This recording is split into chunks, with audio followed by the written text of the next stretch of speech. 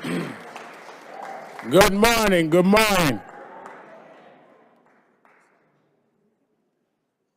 Let me welcome everybody to the second day of our conference. Yesterday we heard from many of our senators, Senator Warren, Klobuchar, about 8 or 9, really, I'll get into trouble calling names. Let me say, as we gather from around the country, it is imperative to us that we are here a week after the election to make sure that the agenda items that we're concerned about in terms of communities of color is a priority in this new Congress and Senate.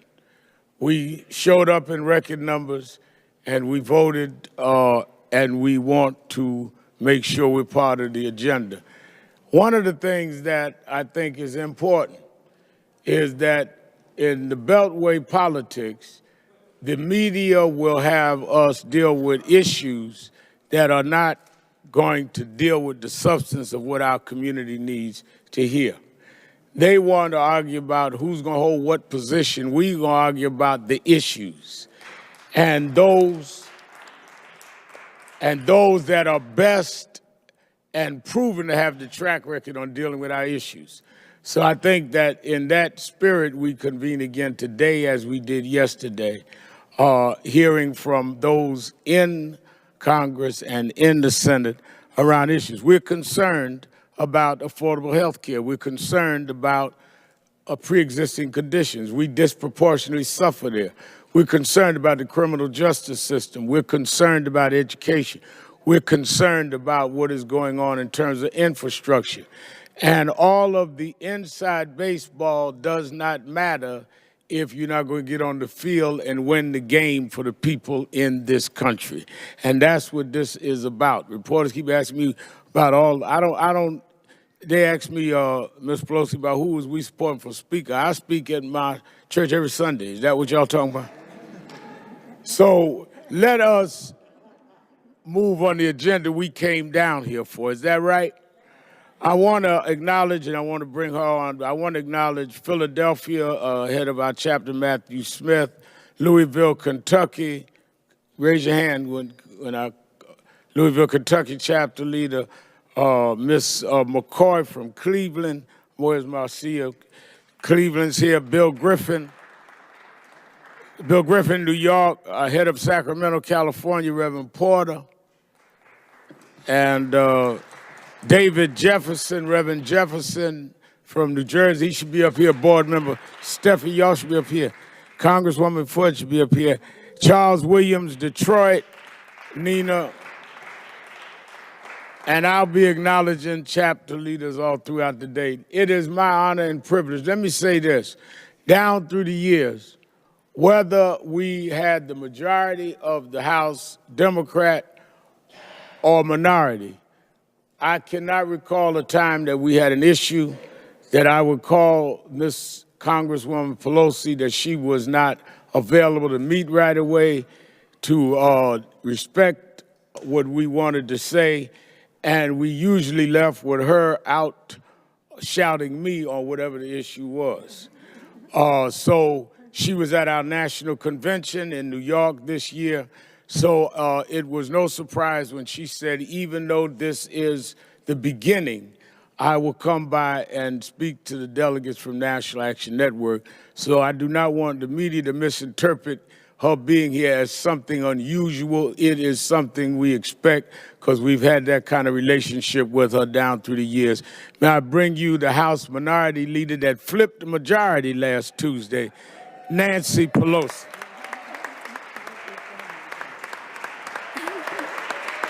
Thank you. Thank you very much, Reverend Sharpton, for the invitation to be here, for your kind words of introduction, and once again, to be in touch. It was my honor to be with so many of you in New York for the convention and here on any number of occasions at the behest of the distinguished Reverend Sharpton. Thank you for your leadership. Yes, here we are in the majority. I'm honored to be here. I'm honored to be here with Congresswoman Fudge, with Congressman Espelot, with Congresswoman Yvette Clarke, with Congresswoman Robin Kelly of New York, and with the great senator from New York, Kirsten Gillibrand. As we open this session, let us just find our common ground as to how we go forward. First, let us recognize that we achieved a great victory. In a gerrymandered, voter-suppressed map, we were able to sweep up to almost 40 seats so far and count up to 40 seats for the Democrats in the majority. That would not have been possible without the African-American community coming out so strongly across the country. And thank you, Reverend Sharpton, for the strong role. There you go. That you played. Second of all, let's recognize and applaud the fact that we have record numbers of people of color in our caucus now and record number of women. We have always been, for a long time now, a majority caucus, the House Democrats, of women, people of color, and LGBTQ. Over 50%. Now we're probably over 60%. That's a stark difference from the other side of the aisle. We are America. We look like America. America is represented in the Congress very fully. It's interesting that it's 30 of the new members. We'll have a low of 57, maybe 60 new members. 30 of them are women. Over half of the people elected are women. And this is particularly meaningful to us because we are observing the 50th anniversary of the election of the first African-American woman to Congress, Shirley Chisholm. That's an appropriate way to recognize her success, her courage. Imagine the courage it took then, and now it still takes courage. But just talk about a few things. We ran on an agenda of for the people. Lowering health care costs by reducing the cost of prescription drugs, protecting the pre-existing condition benefit, et cetera.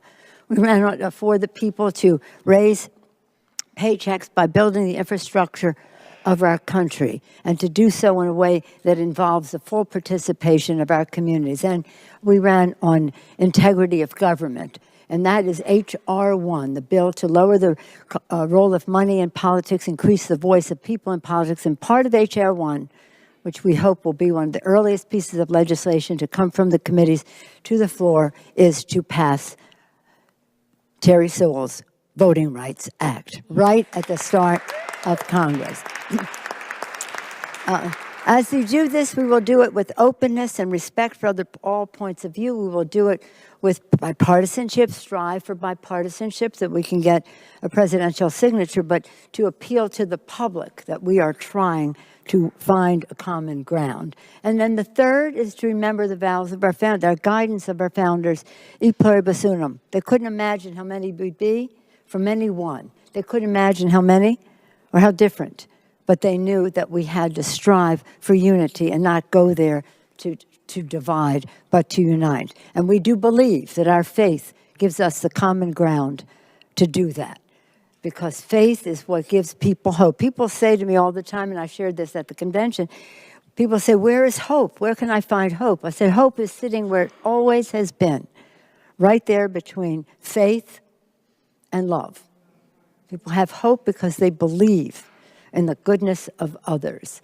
And we have to make sure we have a path for that to happen.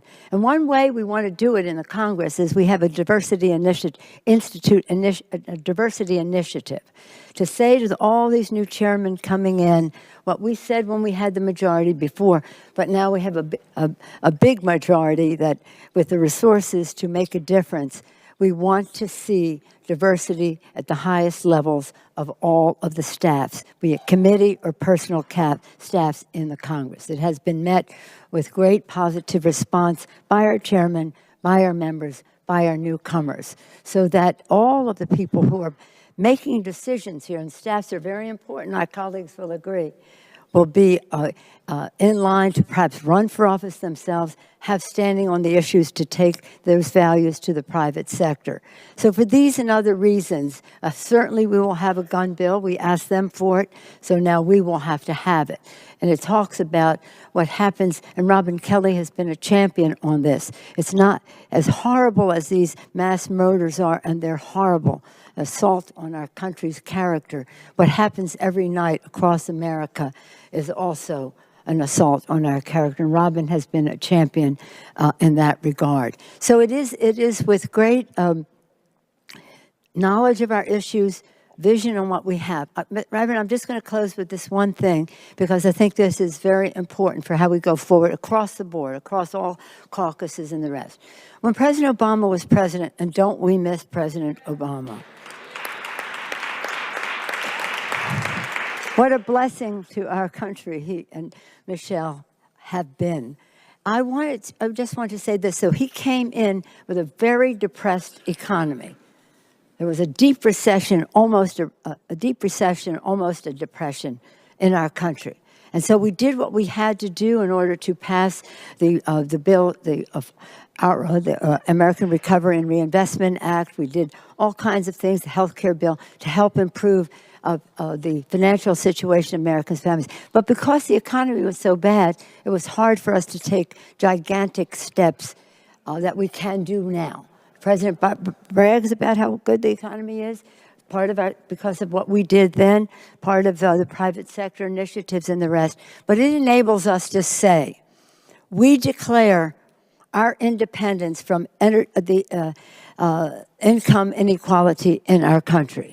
We declare our independence from the disparity of income from the CEO to the worker.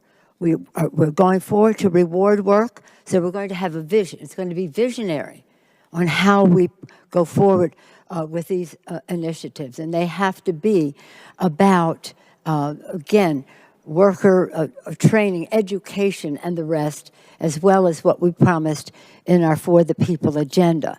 As we have to make a difference, because this comes back to people of faith. This is an immorality in our country, that we have an economy that perpetuates disparity in income to this extent. So we have to work very hard to do that. We have great chairmen from the community. Maxine is going to be in there doing the fight on housing in a very strong way.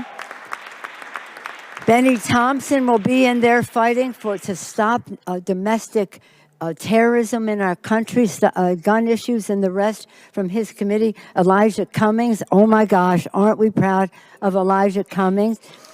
Bobby Scott will be working on the education and workforce issues. We're changing the name of his committee to Education and Labor. And he, as Mr. Espelata commented on him this morning, talking about making sure that we have worker development so that people are trained for the jobs that are there and to get higher pay for them.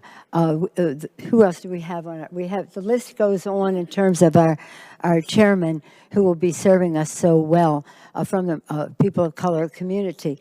On here, of course, Robin Kelly, I mentioned, a champion in so many ways, but a real leader as part of our task force on gun violence protection. Yvette Clark on the Energy and Commerce Committee, a real champion to end the environmental injustices that exist in our country. That's such an important point. I mentioned Mr. Espelata in that regard as well, and for one thing, I'm just naming one thing, but on the Agriculture Committee, Marcia Fudge being a fighter for having nutrition for our children as something a decent country does, and not as something that we have to fight over. So a real fighter on food stamps and the rest for America's children. She had to leave. She'll leave. But everyone is making such a tremendous contribution to all of this. We invite your comments. Your criticisms are always welcome, but also to think in entrepreneurial, bigger ways. We're going to be visionary. We're going to be unifying. We're going to be healing. We're going to be transparent in how we do this. We're going to be respectful of other views. But we are going to, we're going to try to find our common ground where we can. We have a responsibility to do that. But where we can't, stand our ground like a rock. That's what Thomas Jefferson advised us to do. So in any event, thank you. Thank you for helping take back America. People all over the place are calling me, writing on the airports here, there. Thank you for saving America. I give those thanks to you. Thank you for saving America. Reverend Sharpton, thank you for saving America. Thank you, guys. Thank you. Give a hand, Nancy Pelosi, Congresswoman.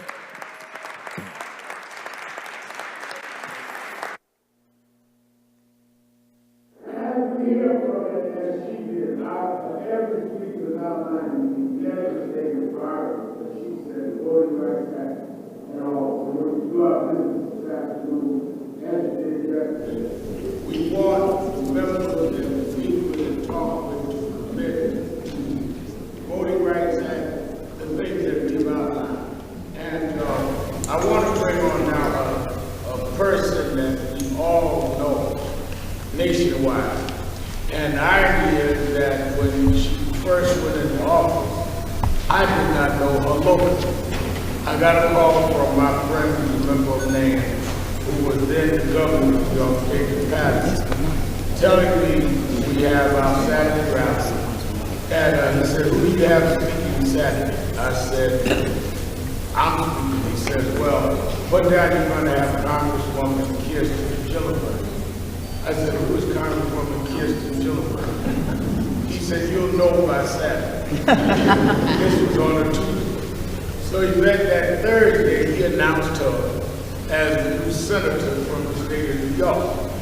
Everyone thought he was going to appoint somebody else. And she made her first appearance as the Senate nominee at the House of Justice in National Action Network. And when she got up to speak, we were live on the radio. She spoke for about 10 minutes and then said, I'll take questions. I said, no, you don't know our crowd. You don't want to do that. She said, no, I'll do it. We've had everybody from Barack Obama to Hillary Clinton there. She's the only one that did that. And she's back there 2 or 3 times a year. She will call me in between the year, just checking in. I sometimes look and say it's my birthday, because don't call your birthday. She gets down with Nan in everything she does. And I want us to hear from the senator from New York, Kirsten Gillibrand.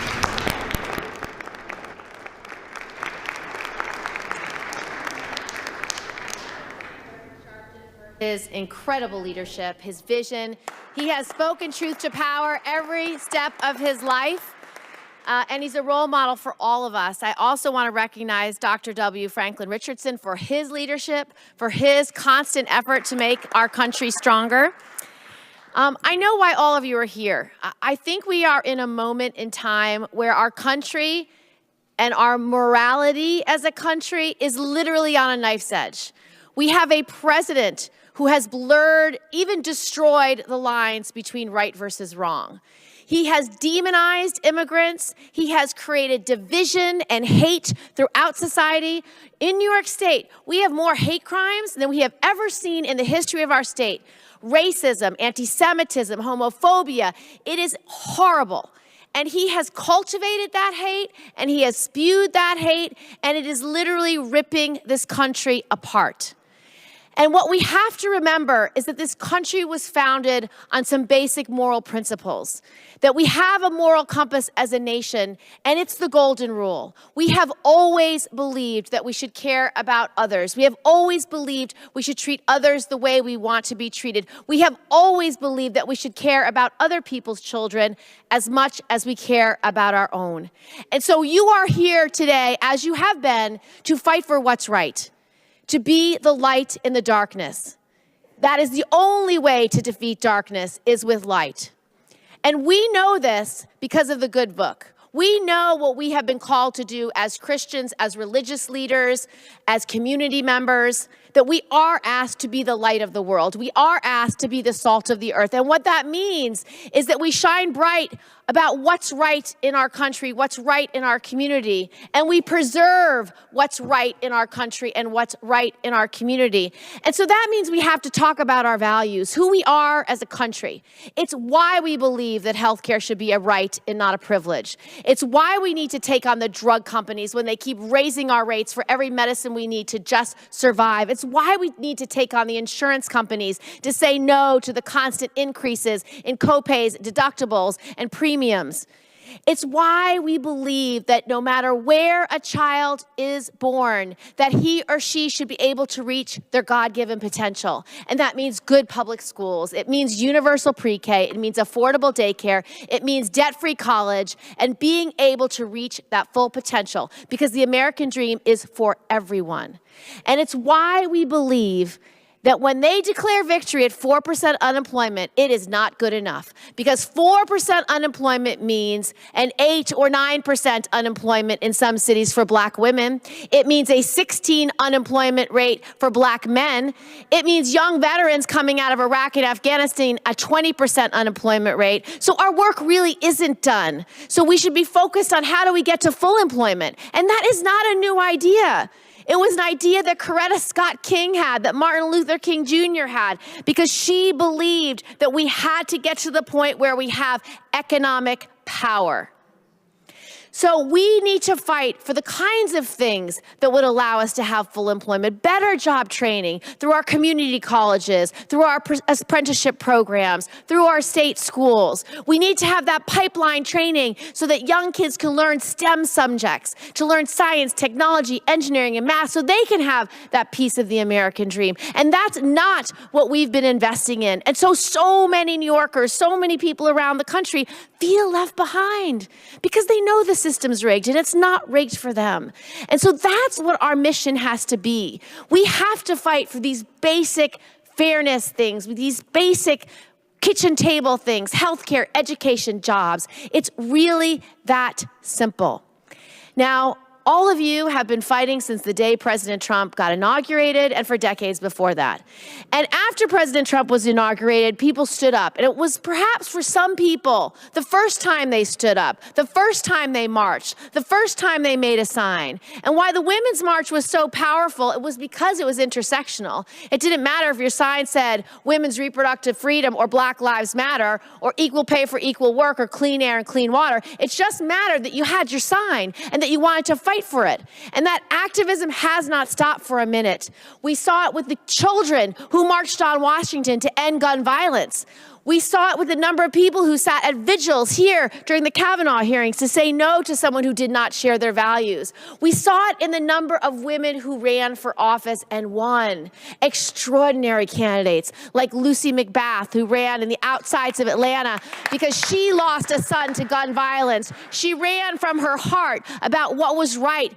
Candidates, extraordinary candidates like Stacey Abrams, who is not done counting every single vote.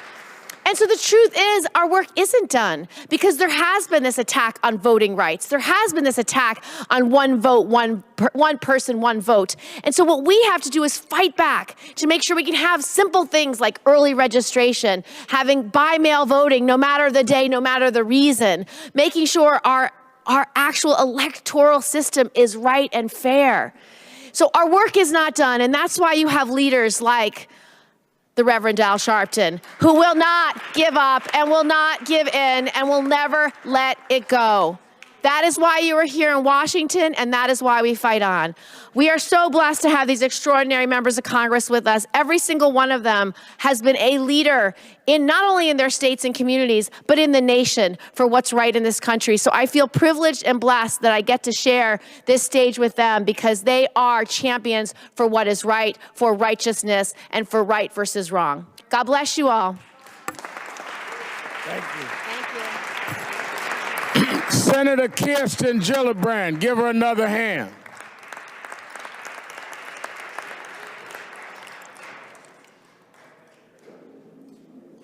I want to bring on now a gentleman that, you know, we hear a lot of people call themselves progressive, but you have to do progressive things for in my opinion, to be called progressive. Just because you call yourself a singer, if you can't sing, you're not a singer. This is a person that has done progressive things and consistent things.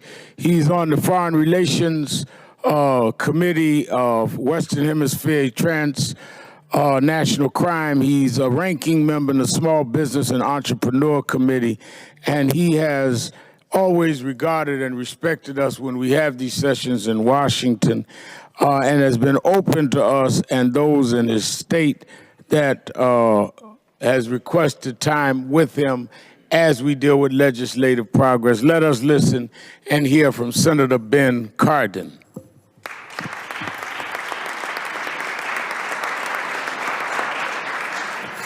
Reverend Sharpton, first of all, thank you very much for your extraordinary leadership. The National Action Group, this network, has been around for 27 years, and you've done an incredible job raising civil rights issues in our times. We need you now more than ever before. This nation's soul is being challenged. I'm glad to be here with my colleagues in Congress. We all are going to stand strong for America. That's what's at stake here. We are talking about what type of a country are we going to have? Are we going to have a country that believes in justice and opportunity for all of its citizens? That's what we're fighting for. That's why we're here. That's what your agenda is about. So make no mistake about it, as we talk about the theme of no justice, no peace. It's not just a theme, that's a reality. No justice, no peace. So yes, we're going to fight to make sure, first and foremost, that voting rights are protected. We got to fix the Voting Rights Act. We should have done it well before now. The Supreme Court decision was outrageous. It's outrageous that the people of our nation's capital don't have the right to vote, don't have a voting representation in the Congress of the United States. And it's absolutely outrageous that over 5 million Americans that live in our community, returning citizens, don't have the right to vote here in America. So first and foremost, we got to enfranchise people's opportunity to vote. That is one of our key issues. Senator Gillibrand mentioned so many issues that are important. We've made progress in health care. We still have a long way to go. We've made progress in economic opportunity, but the gap between minority communities is just growing, needs to be dealt with. On the Small Business Committee, we are working to make sure that what we say we're going to do for minority communities and business opportunities become a reality. We've got to fight for that. But I just want to use my few minutes to urge us to fix this broken criminal justice system we have in America.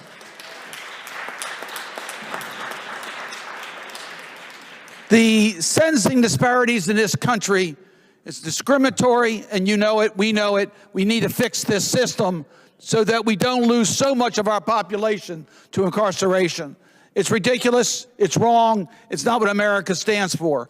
We need to end racial profiling in America. We need to pass a law that does that. I come from Baltimore, and we saw what happened with Freddie Gray. A tragedy.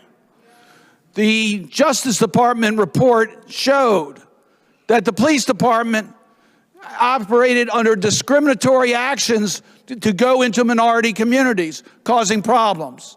That has to end in America. We need a law to make that happen. I'm proud to sponsor that. We need to pass that in this Congress. So we have a lot of unfinished business we got to get done.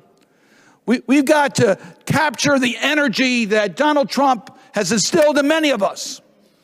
Because Senator Gillibrand was right. We have people participating in our political system that never participated before. We got to take that energy into results so that justice and opportunity for all Americans becomes a reality. That's our objective. We need your presence here in Washington. Thank you for being here. Thank you for visiting our office. You put a face on the issues for us and make it clear that this must be our priority. Reverend Sharpton, I'm proud to be on your team. I look forward to us developing the energy to produce concrete results in this Congress to help the people of this America achieve our goal of justice and opportunity for all Americans.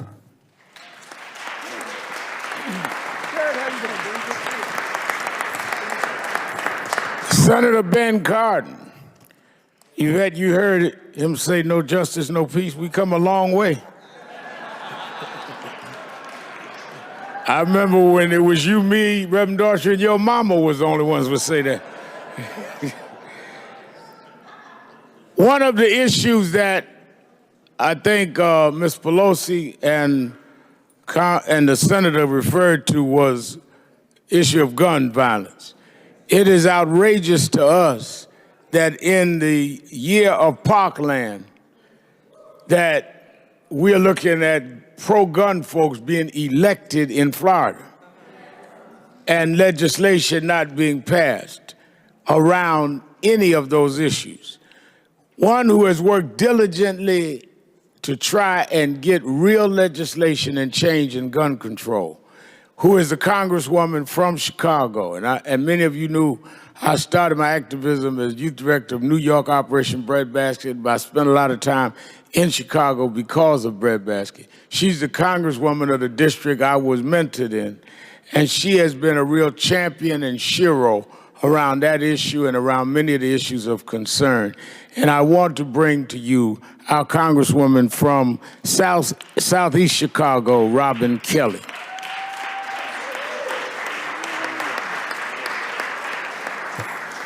Good morning, everyone. I know Leader Pelosi introduced the members of Congress, and she said we were all from New York. I'm a proud native New Yorker, but now I proudly represent Chicago and the south side of Chicago, south suburbs, and actually I'm urban, suburban, and rural. People never believe that I actually have 1,200 farms in my district, too. So I say I have the city slickers, the suburbanites, and the farmers that I represent. But it's an honor to be with you today. Thank you, Reverend Al, for everything you have done. Thank you for your vision, your commitment, and your dedication. And I want to thank all of you because we would not be going into the majority if it wasn't for you. So give yourselves a round of applause.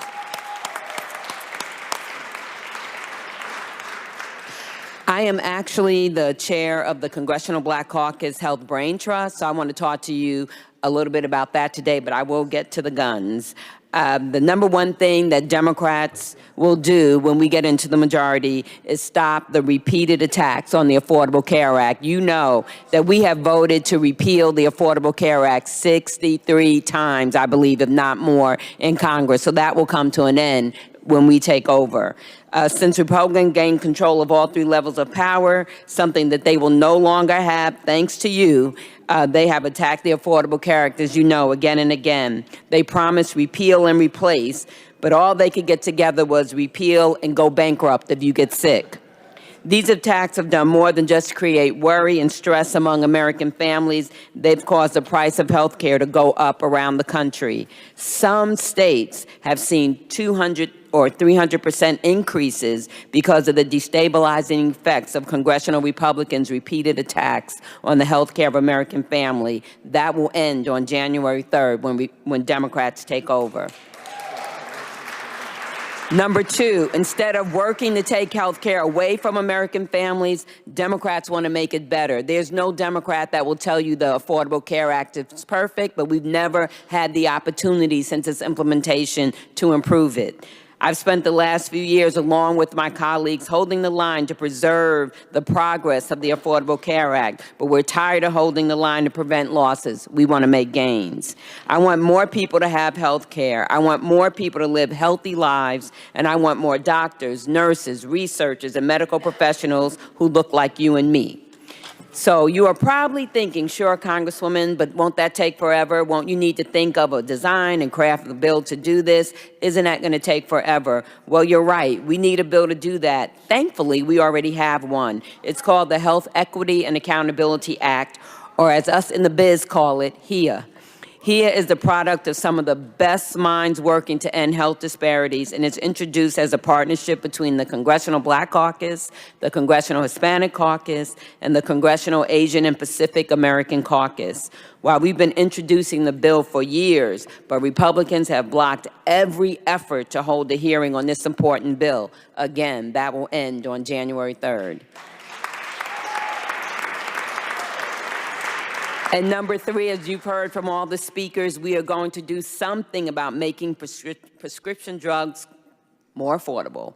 We have to do this. Far too often, I've heard from my constituents, particularly seniors, that they're choosing between medicine and food, or they're just taking half of their medicine because they can't afford to take what is prescribed. No one should have to make that choice. And that's not the way it should be. If you need medicine to keep you alive and healthy, then you should be able to get it, and you should be able to take it, and you should be able to afford it. Affordable drugs are a key component of House Democrats for the People agenda, which you've heard during this election. We will stop price gouging that goes on unchecked.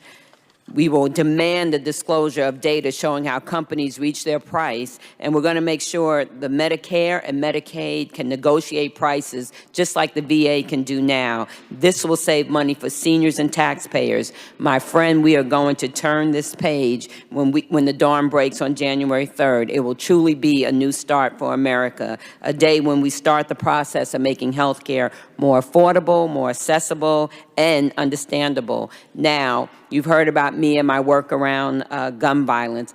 Gun violence is a public health emergency.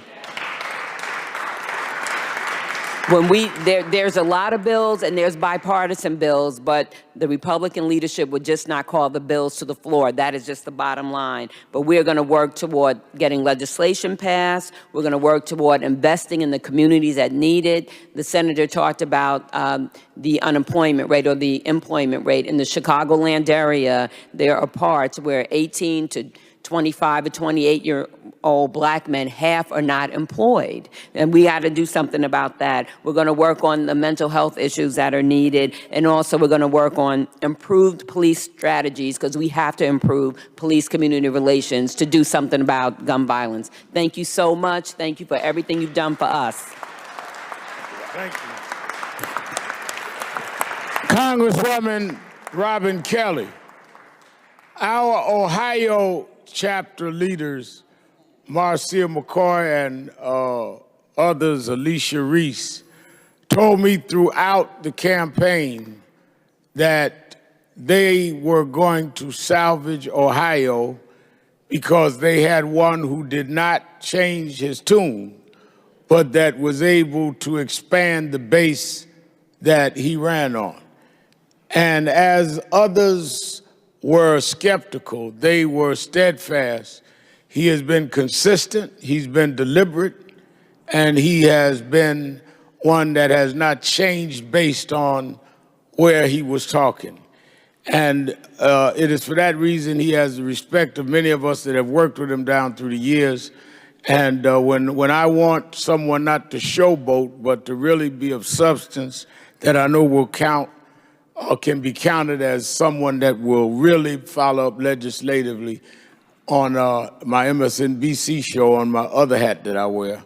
I have this man on because he's been that, and he is now recently proven again that in the heartland of America, you can win if you talk to the heart of Americans. Senator Sherrod Brown. Reverend Sharpton, thank you. Last time I was on stage with him was a Legislative Black Caucus in Columbus and at Greater Abyssinian Church in Cleveland with the National Acting Network, and thanks for what you all do. My Congresswoman, actually my daughter's and grandchildren's Congresswoman, Joyce Beatty, my Congresswoman is Marcia Fudge, since we live in Cleveland and Columbus. Marcia, thank you, and Alicia Reese, thank you for Alicia Reese for the work that you're doing. About 11 months ago, and thanks to Reverend Sharpton especially for his leadership, and I'm so glad of your media presence, and that is really important. And Ms. Riley, Ms. Stevenson Valley, thank you. About 11 months ago, the day after Martin Luther King died, I was on the Senate floor, and I was sitting with Kamala Harris, and we were sort of comparing notes of Dr. King's to speeches that we gave at Dr. King's events. And I was in Congresswoman Beatty's district that day in Columbus. And I told Kamala that I quoted one of my favorite quotes from Dr. King, which I often use on Martin Luther King Breakfast Day, is when this quote that he said about street sweepers. You all know, of course, that Dr. King was martyred advocating for sanitation workers, perhaps the group, the most exploited workers in the country, except maybe farm workers in those days. But here's Dr. King's quote. I think most of you know it. If a man is called to be a street sweeper, he should sweep streets the way Michelangelo painted, the way Shakespeare wrote poetry, the way that Beethoven composed music. He should sweep streets so well. I can't say it as well as Dr. King, obviously. He should sweep streets so well that all the hosts of heaven and earth will pause to say, there lived a great street sweeper who did his job well. I said that to Kamala, and she, of course, knew the quote. She then, the next day, gave me a book called All Labor Has Dignity. It was a compilation of Dr. King's speeches on labor and speeches on civil rights, and how for a decade, from the late 50s until his death in Memphis, how he tried to bring the labor movement and the civil rights movement together. He said, no work is insignificant. All labor that uplifts humanity has dignity and importance. Those were his words. When you love this country, you fight for the people who make it work, whether they swipe a badge or punch a clock, whether they work for salary or work for tips, whether they're caring for an aging parent or whether they're raising children. All work has dignity. Now, that's what we know. We also know that Donald Trump, with his phony populism, has tried to fool people into believing that he's on their side by attacking work, by attacking fellow Americans, by calling people names, by attacking immigrants. He purposely pits one group against another to distract from the fact that the White House looks like a retreat for Wall Street and oil company executives. And that's how he continues to distract and divide. But that phony populism, that's not populism. Populists are not racist. Populists are not anti-Semitic. Populists don't carry water for the gun lobby. Populists don't appeal to some by pushing others down. That's why I say in America, we will never give up the hallowed ground of patriotism to the extremists at our State House, Joyce, and the extremists in this White House. And we also will never give in, as Senator Cardin said, we'll never give in on voting rights. We have seen if Stacey Abrams doesn't win in Georgia, they stole it. It's clear. It's clear. And I say that publicly, it's clear. What they're trying to do in Florida, to the gubernatorial candidate and to the Senate candidate running for re-election. What they tried to do in Ohio with some success by voter purging. What they did in Georgia when they shut down rural precincts that were predominantly African Americans, where many people simply don't have transportation to get to the polls. That's what they do. They can't win elections because there's way more of us than there are them. They can't win elections fairly. They win elections by redistricting and reapportionment and voter suppression in all the ways they try to scare people, particularly people of color, how they make it hard for people on college campuses, especially community college where there are more low-income people and more people of color. We know those despicable laws are often aimed that way. And we must make sure, obviously, that every vote's counted in Georgia and Florida and everywhere else. Now, 30 years ago, I was Secretary of State of Ohio. And I asked businesses all over Ohio to help us register people to vote, because I believe the job of the chief elections official, and you don't see that in a lot of states anymore, but the job of the chief elections official is to embrace people, to encourage people to vote. Well, one company, a number of companies responded. One of them, McDonald's Corporation, at my request, printed up 1 million tray liners. So when you'd go to McDonald's in Dayton or Toledo or Youngstown or Akron, you'd get your food and they'd put it on a piece of paper that was said McDonald's on it. It was a voter registration form. You could go to a board of elections in Dayton or Cincinnati and you would see a voter registration form with ketchup stains on it, but it still counted. And that's the kind of voter outreach that we need to do. Now, I want to close with this. Democrats and progressives don't often talk about their faith. And I've learned from Reverend Sharpton and Joyce and so many others how important it is that as Democrats, we don't run from our pride in our country, we don't run from our flag, and we don't run from our church, regardless of what faith we hold. And I wanted to tell one real quick story. I grew up in a small Lutheran church in Mansfield, Ohio. And I remember as a kid, and most of you know this passage in the Bible, I remember Matthew 25. And Matthew 25 tells us, Jesus said, when I was hungry, you fed me. When I was thirsty, you gave me drink. When I was a stranger, you welcomed me. What you did for the least of these, wait, what? You know, it's bothered me because Jesus never would have said that Reverend Sharpton is worth more or less than Bernie Sanders or than Congresswoman Clark. Buddha or Muhammad never would have said that you're more valuable as a human being than you are. Muhammad wouldn't have said that someone else is more valuable. No, so a friend of mine, a pastor, Pastor Kate Matthews in Cleveland, gave me a Bible called the Faith and Justice Bible. It's a different translation. And here's what Matthew 25 said that means so much to me. When I was hungry, Jesus said, when I was hungry, you fed me. When I was thirsty, you gave me drink. When I was a stranger, you welcomed me. What you did for those who seemed less important, you did for me. Not the least of these. It's just society may act like they're less important, but we don't, because we understand the value of people. We understand the dignity of work. We understand the values this country stands for. That's what Reverend Sharpton and all this organization, National Action Network, is all about. It's what so many of my congressional colleagues up here that are fighting this good fight all across the country, what they stand for. Thank you for standing up for justice the way you do. Thank you. Senator Sherrod Brown.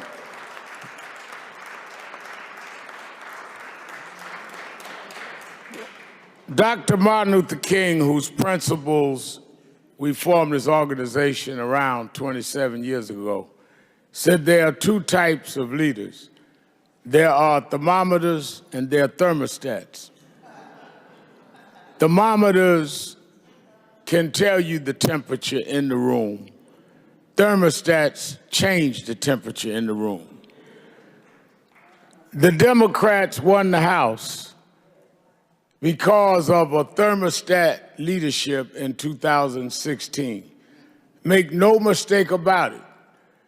Senator Bernie Sanders changed the conversation in national politics in 2016 that benefited many of us that were not in the discussion.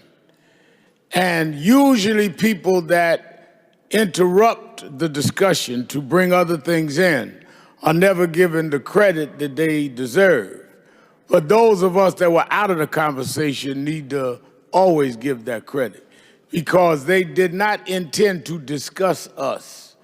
I'm talking about people of lower income. I'm talking about people of color. He forced them to discuss it.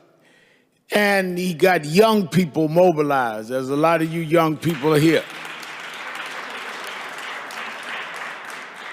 For a man that was older than me to get people younger than my daughters to pack stadiums changed the conversation. The youth leader of America was Bernie Sanders.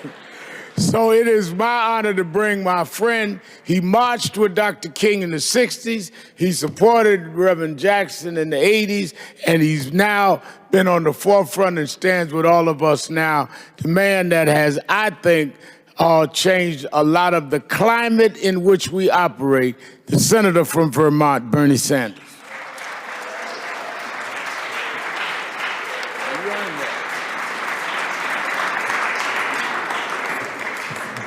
Reverend Al, thank you very much.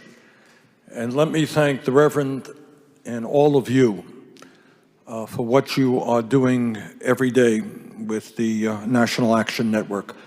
It seems that whenever there is a crisis, when there is a police shooting or an act of brutality or an act of voter suppression, Al Sharpton and many of you are there. And in this unprecedented and dangerous moment in American history, Al, thank you and everyone here for what you're doing.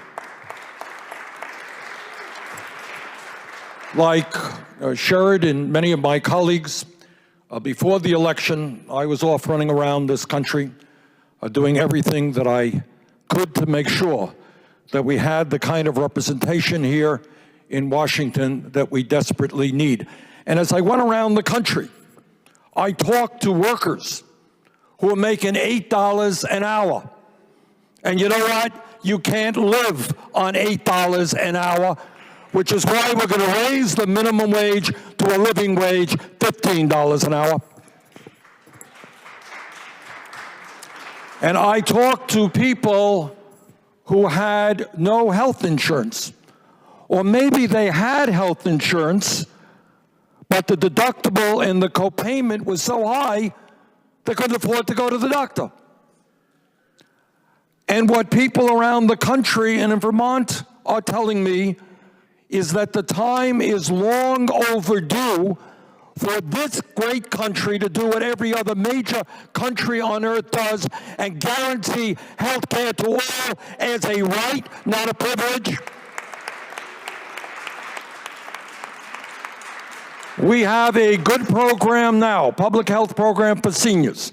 It's called Medicare. It works well. We need to expand it to cover dental care and eyeglasses and hearing aids. But it is a good program, and there is no reason why we should not expand Medicare for all, single-payer program. But it's not just economic issues that I have been hearing about. There is a fear in this country that we have a president today who is operating in a way that no president in our lifetime has ever operated. And I say this, it does not give me any joy to say this. And I've never said this about any president, no matter what his views may have been. But we must be honest and straightforward and say that we have a president who is a racist,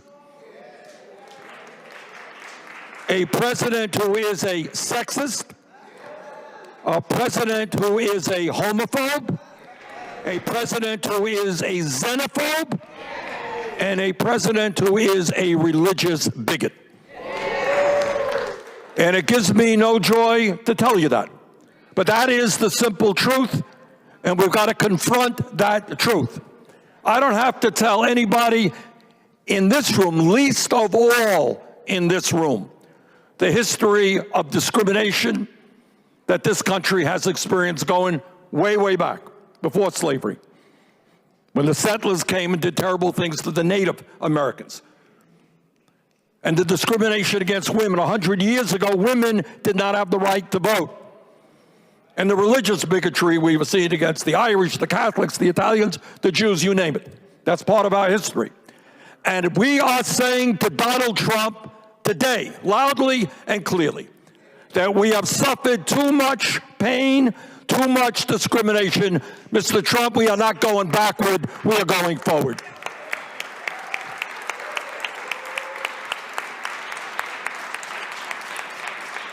And I think Sherrod Brown made this point, and let me reiterate it, and others have made this point. I have run for office many times in the state of Vermont. Sometimes I've lost. Fortunately, more often I have won. But the God's truth is that it has never, ever occurred to me to sit around with coworkers and say, hey, that part of the state, pretty conservative, they don't vote for me. How can we make it more difficult for people to participate because they might vote against me? I've never done that, and the vast majority of people have never done that. So it really galls me that we have candidates out there, Republican governors and secretaries of state and attorneys general, who are so afraid that people reject their ideology that the only way they think they can win elections is making it harder for people of color, young people, old people to vote. What a disgrace that is.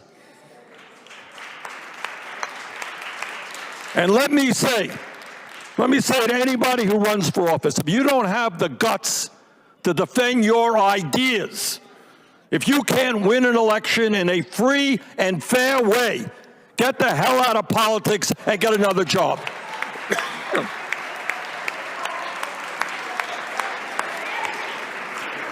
So we have a lot of work to do in the economy, creating an economy that works for all, not just the 1%.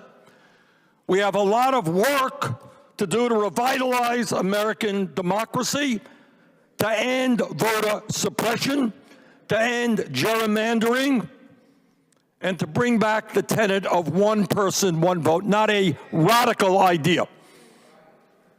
What we have also got to do, in my view, is something pretty simple. In one way or another, we need automatic voter registration applicable to 50 states in this country. And that says that if you are 18 years of age and a citizen of the United States of America, you have the right to vote. End of discussion.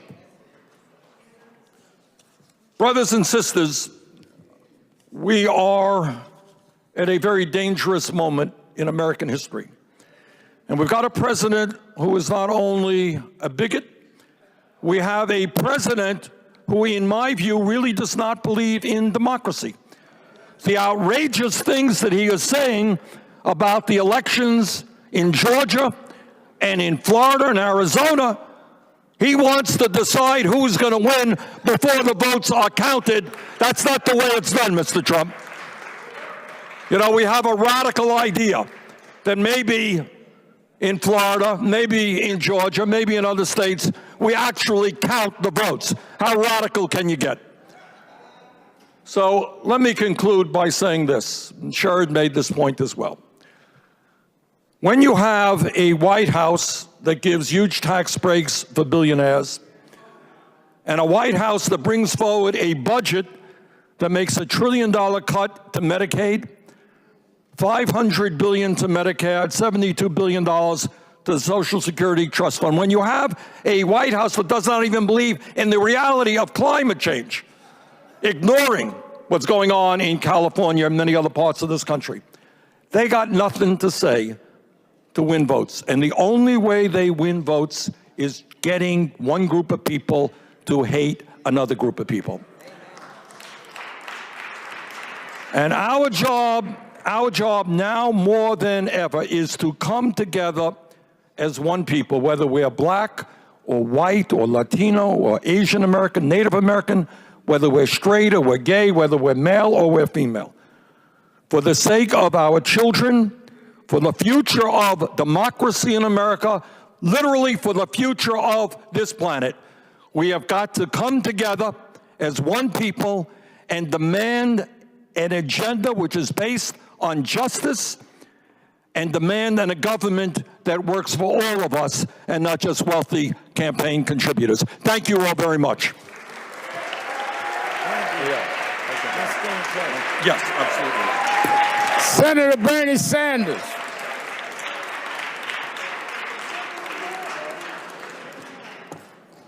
Senator Bernie Sanders, y'all.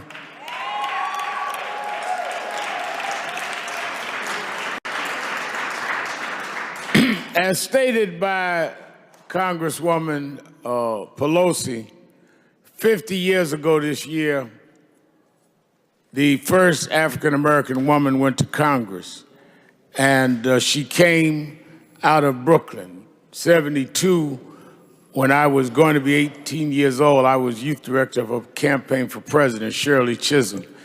And when I see fighters, I was telling Karen Maloney, like her, that it reminds me of Mrs. Chisholm. The one that sits in that seat and that has that same kind of incarnation, who's been bathed in activism. Mrs. Chisholm was a teacher and an activist. Very few people know she beat the head of CORE, James Farmer, who was a Republican that moved to Bed-Stuy to defeat her, sent by Richard Nixon. And Mrs. Chisholm was an assemblywoman and beat him. We used to go out on the corners. I was a youngster, and she had me and Ada Smith and Victor Robles, and we would all be ducking on who was going to hold her pocketbook while she spoke. So I learned politics, Yvette, holding Shirley Chisholm's pocketbook, because Victor and Ada always tricked me. Well, I've come to watch Yvette and I grow in the movement together, but she's never made me hold her pocketbook. But she has held our community, and she has been an example of a fighter. She has served on energy and as well as small business, and she has never lost her fervor as an activist, and we're proud she's our congresswoman from where I come from, and that is in Flatbush and Crown Heights. Brooklyn in the house. Congresswoman Yvette Clarke.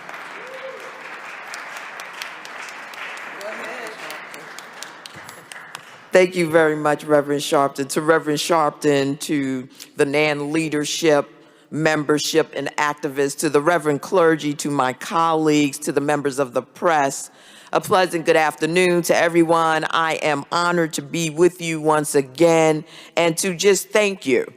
Thank you for taking the time from your busy schedules to be here on the Hill, to be consistent in your activism, to be consistent in your advocacy, to make sure that we show up and we show out in season and out of season, because that's what it's going to take for us to get the breakthrough. You know, I was elected in 2006 initially. And when I first came to Congress, we were the biggest class of Democrats taking back the House at that time. And they called us the majority makers. Well, what I want to say to you in this room in 2018, you are the majority makers. You are the ones who went out and you made sure that the voters came out. You made sure that the phone calls were made, that the dollars were supplied. You made sure that whatever was needed for us to take the moral high ground and to take the leadership to move this nation in a direction in which we would like to see it go, you did what had to be done, and I am grateful, and so are all of my colleagues, for what you've done and your continued sacrifice. And I have to tell you, you haven't made it. Yes, we have a victory in the House of Representatives, but that is only temporary. I want you to have that in your head, because you have to have the passion in your heart to sustain this movement until we get the breakthrough in the policies that we know are going to advance our interests in this nation. And I know that none other than the National Action Network is capable of doing that. For the first time in history, there are a record number of women coming to the United States Congress. That's weak. That is weak. There is a record number of women coming. Because, you know, in all actuality, it ought to be 50-50 in a society like ours. If we want to talk about equality, we want to talk about equity, we want to make sure that our voices are reflective of who we are as a nation, it ought to be 50-50, but we're going to take what we got right now and be grateful. We have 2 Native American women who will join our ranks, the youngest woman ever elected to Congress to join the New York delegation, making the delegation one of the mightiest in Congress, and I have to admit I'm a bit biased on that one. The Congressional Black Caucus, the conscience of the Congress, gained 9 new members. We are now 55 members strong, representing nearly 80 million Americans from New York to California. We are the most powerful voting bloc in the United States House of Representatives, and we will use our leverage to fight for the causes that have always mattered most to us: justice, fairness, and equity. Justice, fairness, and equity.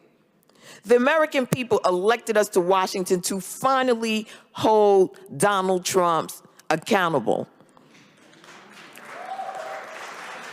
And if he can't be held accountable, we know what we got to do in 2020.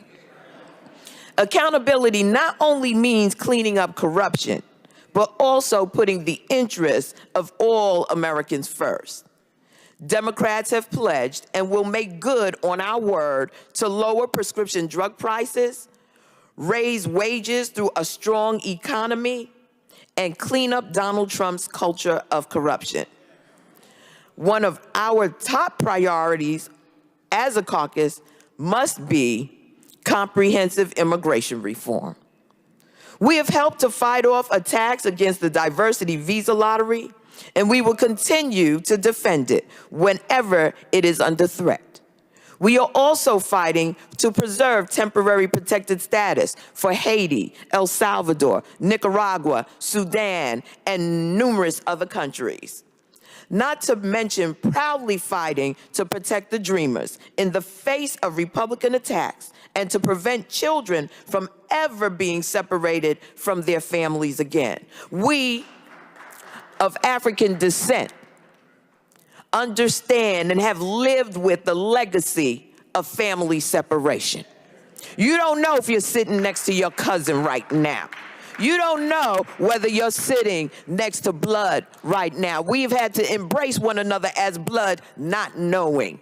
And to see our nation, to see this administration do what it has done to those families on the border brings up the worst of who this nation is. So these have been rocky times, but Democrats will fight for immigration reform. For all, and the Congress and the Congressional Black Caucus will continue to hold true to its legacy as a moral voice and the conscience of the Congress. We will use our considerable leverage to ensure that 21st century asylum and refugee policy is implemented. We will likewise ensure that Dreamers, TPS recipients, and diversity visa lottery holders are protected.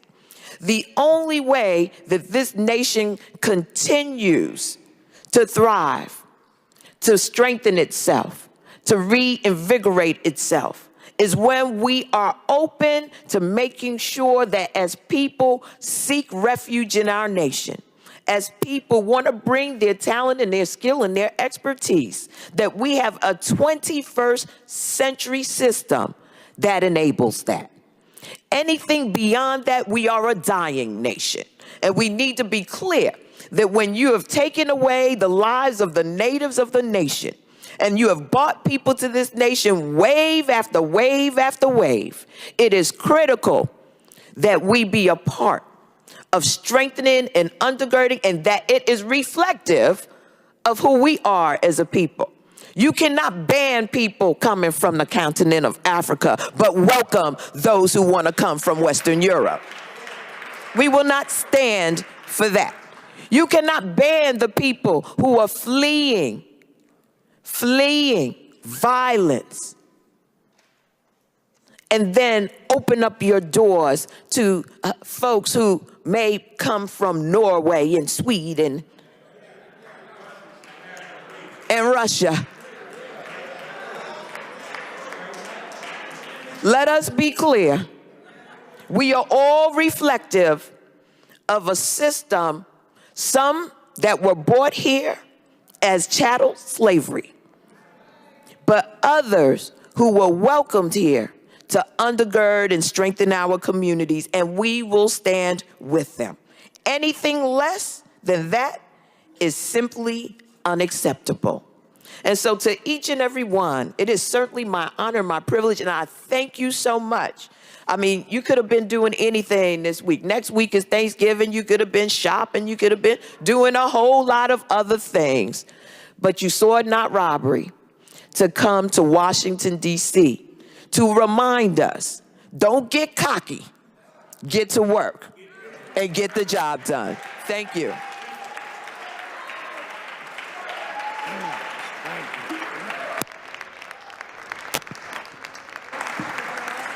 Yvette Clark, give her a hand.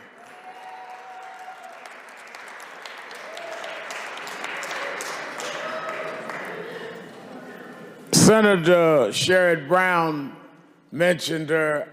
I hear about her often from our Greater Cleveland Chapter Chairman, Reverend Cavanis, and our President, Marcia McCoy. Senator Marcia heads Cleveland Chapter National Action Network. They brag about their congresswoman from the 3rd District in Ohio, serves on the Committee of Financial Services, of course a member of the Congressional Black Caucus, but a strong advocate for health care. Let us hear from Congresswoman Joyce Beatty. Thank you. Good afternoon, my brothers and sisters, and I will be brief. I want to associate myself with all the words of my colleagues. But let me say the two most important words I can say to you this afternoon. And to you, Reverend Al, thank you. Thank you to the National Action Network. Thank you to a room full of advocacy workers for champions of civil rights. Thank you for being here today at a very unique time. You see, when things are wrong, in my opinion, as the granddaughter of a Baptist minister, someone above has a way of taking care of things. Well, this election is the beginning of taking care of things. You see, when the members of the Congressional Black Caucus leadership went to meet with 45, he said to them, to black people, what do you have to lose? Well, we gave him an answer back, and I want to echo it today. It was one word: everything. You see, we understood as people who have been in the movement and who have been in the fight that civil rights was on the election. We understood that health care and education was on the ballot. We understood that freedom is not free. There is a cost for it. And Fannie Lou Hamer and John Lewis and Reverend Al Sharpton and Jesse Jackson and many of you all fought so we could sit here in this Senate building today. So I proudly say to you, as we celebrate the 50th anniversary of one of my sheroes, the Honorable Shirley Chisholm, who said she wouldn't be unbossed and unbought, Marcy, much like we roll in Ohio. So let me just say to you, a change is on the horizon, my brothers and sisters. When we come back for the 116th Congress, Reverend Al Sharpton, I make you a commitment that we will stand stronger and taller with you and with the National Action Network. You are our foundation. We must stand together, and the word we must remember is unity. So often, when we start rising up, we forget from where we started. So I say to you today, a change is on the way. And in the words of Martin Luther King, when you think about his words, and I'm going to paraphrase it, when he said, "It is not where you stand during times of comfort and convenience, but it is the action, National Action Network, that you have taken during times of controversy and challenge." We are not free from controversy. We are not free from challenge. Yes, we will have the majority as the Democratic Party.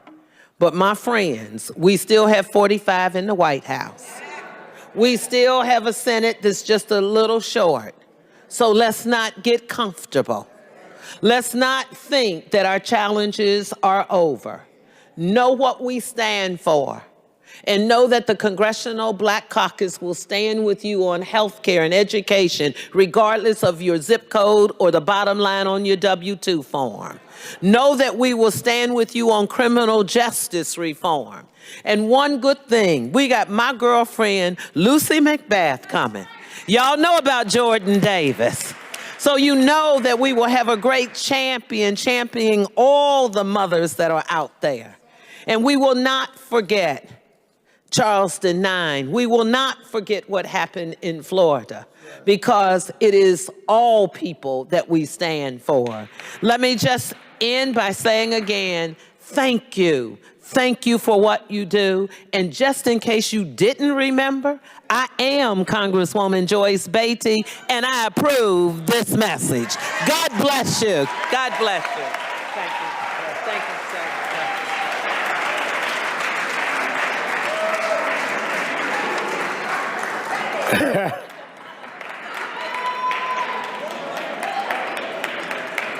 Earlier this year, our Washington Bureau honored this next Congresswoman, I told then how everywhere I went in the Virgin Islands, they talk about her, Stacy Plaskett, and she said, probably because they're my relatives, but she has distinguished herself as one that has stood and represented and has been unafraid and unequivocal.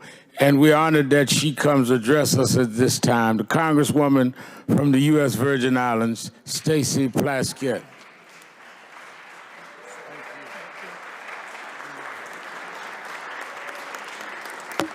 Good afternoon, everyone.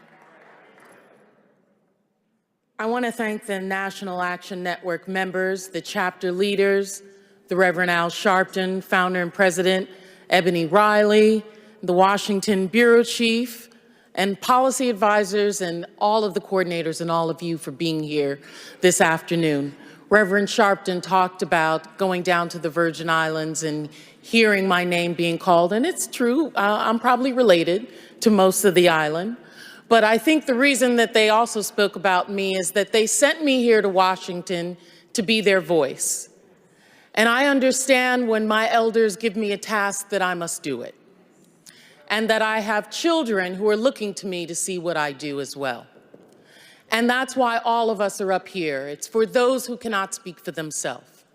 When the hurricanes hit Puerto Rico and the Virgin Islands last year, I felt it my duty to speak out. Because so often when those natural disasters hit myself, or like my good fellow Congresswoman here, Sheila Jackson Lee's district of Houston, Texas, and the other areas, it's the underserved communities that are impacted the most. It's the underserved and rural communities that have the greatest damage, because it is those communities that have not received the funding to begin with to be able to be the strongest before the hurricanes hit. In the U.S. Virgin Islands, the reality was that our healthcare system, we lost both of our hospitals. We lost most of our schools. It was not until last month, this October, 13 months later, that our children were able to go back to school full time. All of our public schools were impacted to such a degree that children were not in school on a full-time basis for over a year. I had children in August asking me, when can I go back to school? Children eager to learn, parents, working parents trying to figure out, what am I going to do with my children while I have to work? This was the reality, because Congress had not done what it was supposed to do to begin with, to help build schools, to help build health care, to help build infrastructure throughout the United States in underserved areas. It's our job to make sure that happens. Now, I understood there was reporting on Monday from CNN that the White House officials have told congressional leaders and appropriators that President 45 does not want any additional relief funding sent to Puerto Rico. Wow. That he has said that there should be talks to stop cutting funds that are going there, that he's not sure, in fact, if they're using the money appropriately. I think what he's concerned about is, have they paid homage to him appropriately to ensure that that funding stays in place. The funding fight could be the last of Trump's presidency waged by a Republican-controlled Congress in the upcoming months before the Democrats control the Congress come January. It's my hope that you all in this conference will take up that fight for those who cannot speak to themselves. We need schools built. We need hospitals built, not just in Puerto Rico and the Virgin Islands, but throughout this country. We need safe public housing. I'm going to tell you why public housing is so important. Our HUD secretary would like to cut public housing completely out, right? He says people do not pick themselves up out of their bootstraps from public housing. I am living proof of public housing. It is my parents living, and you'll like this one, Reverend, in Bushwick projects in Brooklyn. The money that they were able to save, to scrimp, living in those public housing allowed them to put their brothers and sisters through residency through school, through nursing school. It allowed them to save money to buy a home and use that mortgage, use that equity to put me and other cousins through college. That's what we do as a community. We're not there because we're lazy. We're there because we need support to live the American dream. I know that in the upcoming January, when we come back, that we're going to make it possible for other kids from Bushwick Projects, correct?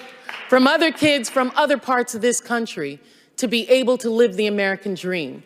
Because the support that they ask for is not a handout, it's a hand up. And I want to thank you all for being the support that have individuals like myself here to speak on your behalf. Keep telling us the truth. Keep holding us accountable, right? Right, sister? I see you pointing at me. We appreciate it. We need it. We need to hear what the truth is so that we can stay woke and be ready for 2020. Thank you, sir. Stacey Plaskett, give her a hand.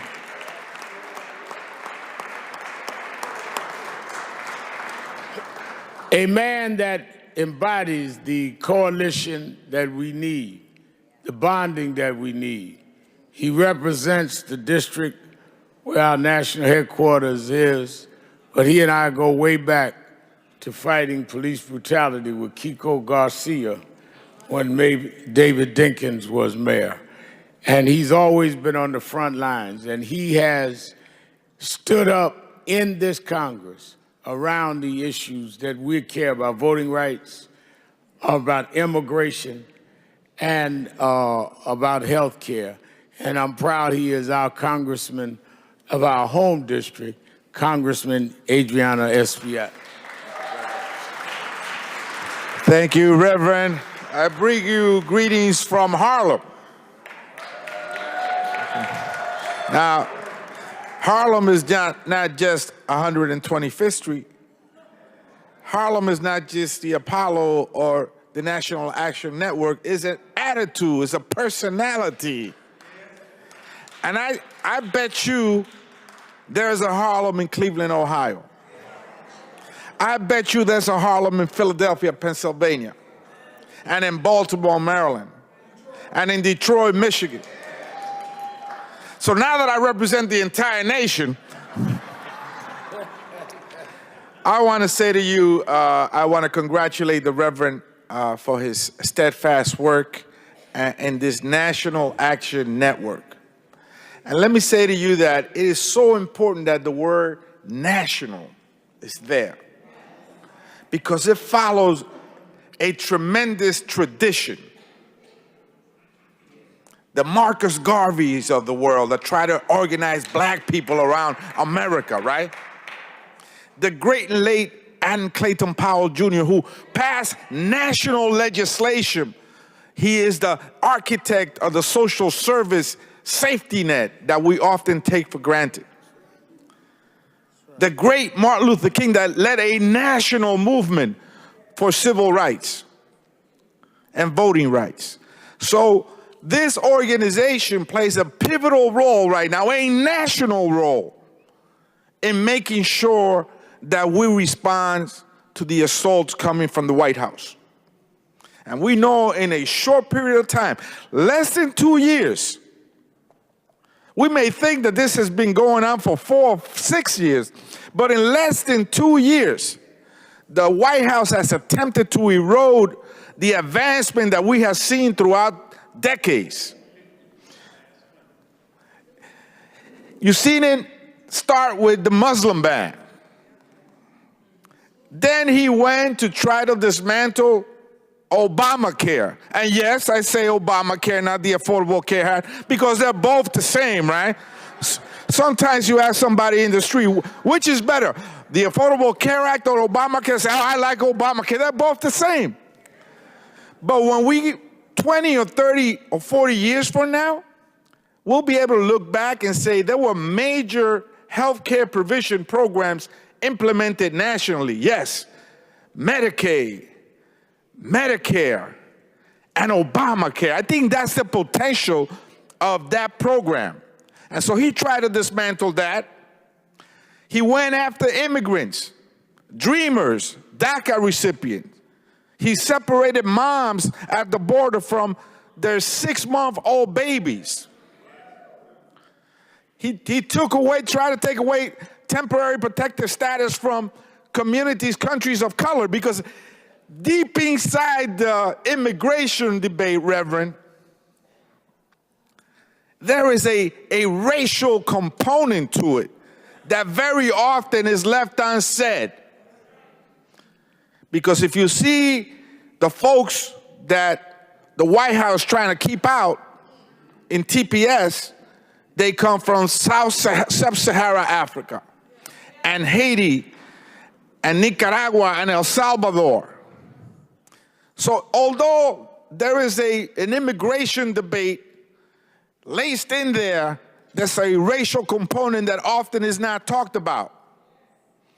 And in addition to that, he pulls us out of the Paris Agreement, relegating us to pollution, to an unhealthy planet that our children will inherit and our grandchildren. He tried to move forward, and he started throwing paper towels at the folks that were reeling back from Hurricane Maria. And in the Virgin Islands, help came too late. This is all in less than 2 years. He went after our athletes that took a knee and tried to exercise their constitutional right to say what they felt. He went after our journalists, Jim Acosta, Abby Phillips, Amisha Alcindor, many women. He disrespected our women, all in less than 2 years. And so now you, the American people, and I say you because in many elections across the country, certain sectors of the electorate decided to continue to support people that were openly segregationists, people that were openly in support of guns, people that were openly homophobes and xenophobes. But black people, particularly black women, showed up at the polls to grant us this victory that we have as a majority in the House of Representatives. And so now that we have embraced the slogan, for the people, let me tell you what that means. For the people means infrastructure repair that will not only fix road, bridges, and tunnels, but also schools and public housing. And that in that process, we will make sure that we give jobs to our young people, to lift them up with prevailing wage. What that means criminal justice reform, eliminating mandatory minimums, doing away with the warehousing, massive, unprecedented warehousing of people of color in jailhouses across America, eliminating solitary confinement, criminal justice reform. That's what that means for the people. It means a comprehensive immigration reform effort for dreamers, family reunification, supporting TPS recipients, making sure that we continue to make our nation an experiment of immigrants. Yes, that's what for the people means. It means environmental justice, not just going back to the Paris Accord, but ensuring that across our cities, we don't continue to have many of our neighborhoods be dumping grounds where our children continue to get sick and our elderly cannot continue to breathe. It means election reform. We saw how just a couple of weeks ago, the elections were polluted with voter suppression. Some guy in Georgia just purged 400,000 people. And you know what happens when somebody that regularly goes out to vote shows up and finds out that they're not in the rolls, they go back home, and as we have it in our community, they tell everybody as they go back home, oh, that's just a big old mess over there, and 4 or 5 other people would also stay home. And so we must make sure that we have same-day registration, that we make it easier for people to get to the ballot, that we make it sure that everybody gets out to vote. And that's what For the People means. It's not just a slogan. It is the action that we must undertake as this new Congress. So I thank you all for coming here in the great tradition of the African American community, of organizing national movement, continue to struggle, continue to agitate, and keep the faith. Thank you so much. Congressman Espaillat. There are, as I said when Ms. Pelosi was here, there are the side issues that they try to pull us in. Yesterday when we had Senator Gorbachev and Senator Harris and others, press wanted to talk about 2020. And my next speaker is certainly mentioned on every list. But he is one that I can say, whether 2020 or any other year was coming, would stand on the issues that matter to people. I'm concerned about 2018, where we have votes being purged in Georgia, and where we have people being overlooked all over this country. I'm concerned when you have a president that will stand up and in no uncertain terms insult 3 black women reporters and act like we don't understand what his disposition is. And that is our concern. We get to 20 when we get to 20. But where I went to public schools in Brooklyn, but 18 came before 20. And that is why we are in Washington to deal with, we won the House, we've got influence in the Senate. Now, what is it that we are going to get done? And I think that when you look at this brother, in fact, one of the women I'm talking about just walked in, Yamiche Alcindor, one of the victims of Trumpism. She's from NPR. She's going to really talk about me bad for embarrassing her by introducing her. But whether you talk about what he did as a student organizer, as a city councilman, as the mayor of Newark, and now as a U.S. Senator, he has been on the front line, he's been productive. And when the president tweeted, you could always tell, my mother told me when I was a kid that she was from Alabama, I was from Brooklyn. She said, you don't know anything about a farm. She said, but always remember that if you throw a brick in a pile of hogs, the one that hollers is the one you hit. When you hear somebody hollering, it's because they've been hit.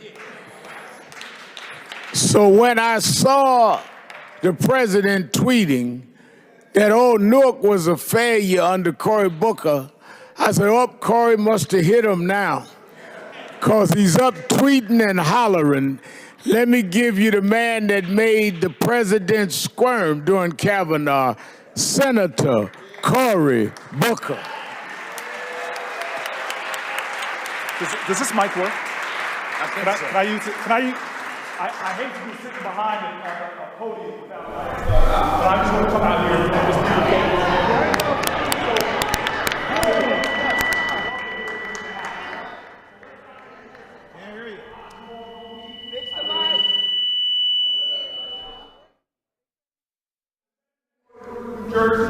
I live in a community.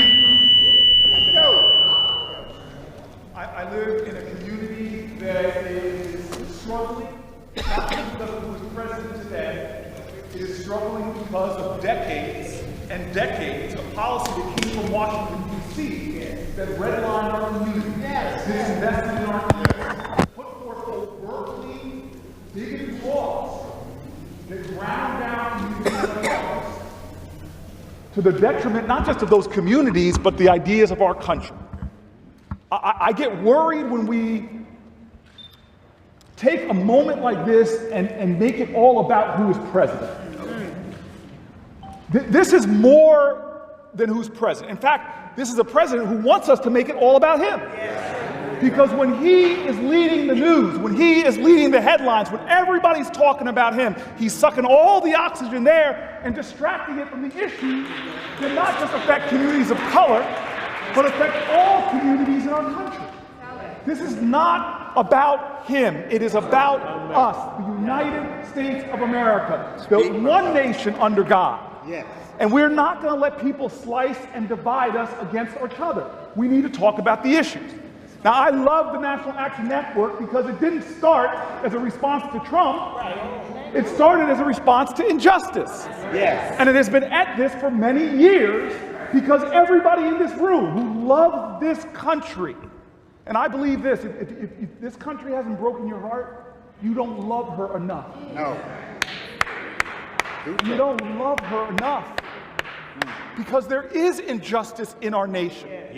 And this is an organization that formed not because everything's going right, but because there is injustice in our midst. This is a group of folks, like Americans I've met all over this country, who are dissatisfied. We are dissatisfied because we live in a country right now where in many communities, kids can find unleaded gasoline easier than unleaded water. We are dissatisfied because we live in a nation that has a criminal justice system that treats you better if you're rich and guilty than poor and innocent. We are dissatisfied because we live in a nation right now that pays teachers so little that they have to get extra jobs just to make ends meet. We are dissatisfied in this country because on blocks like mine, where a young man was murdered with an assault weapon, Speak, brother.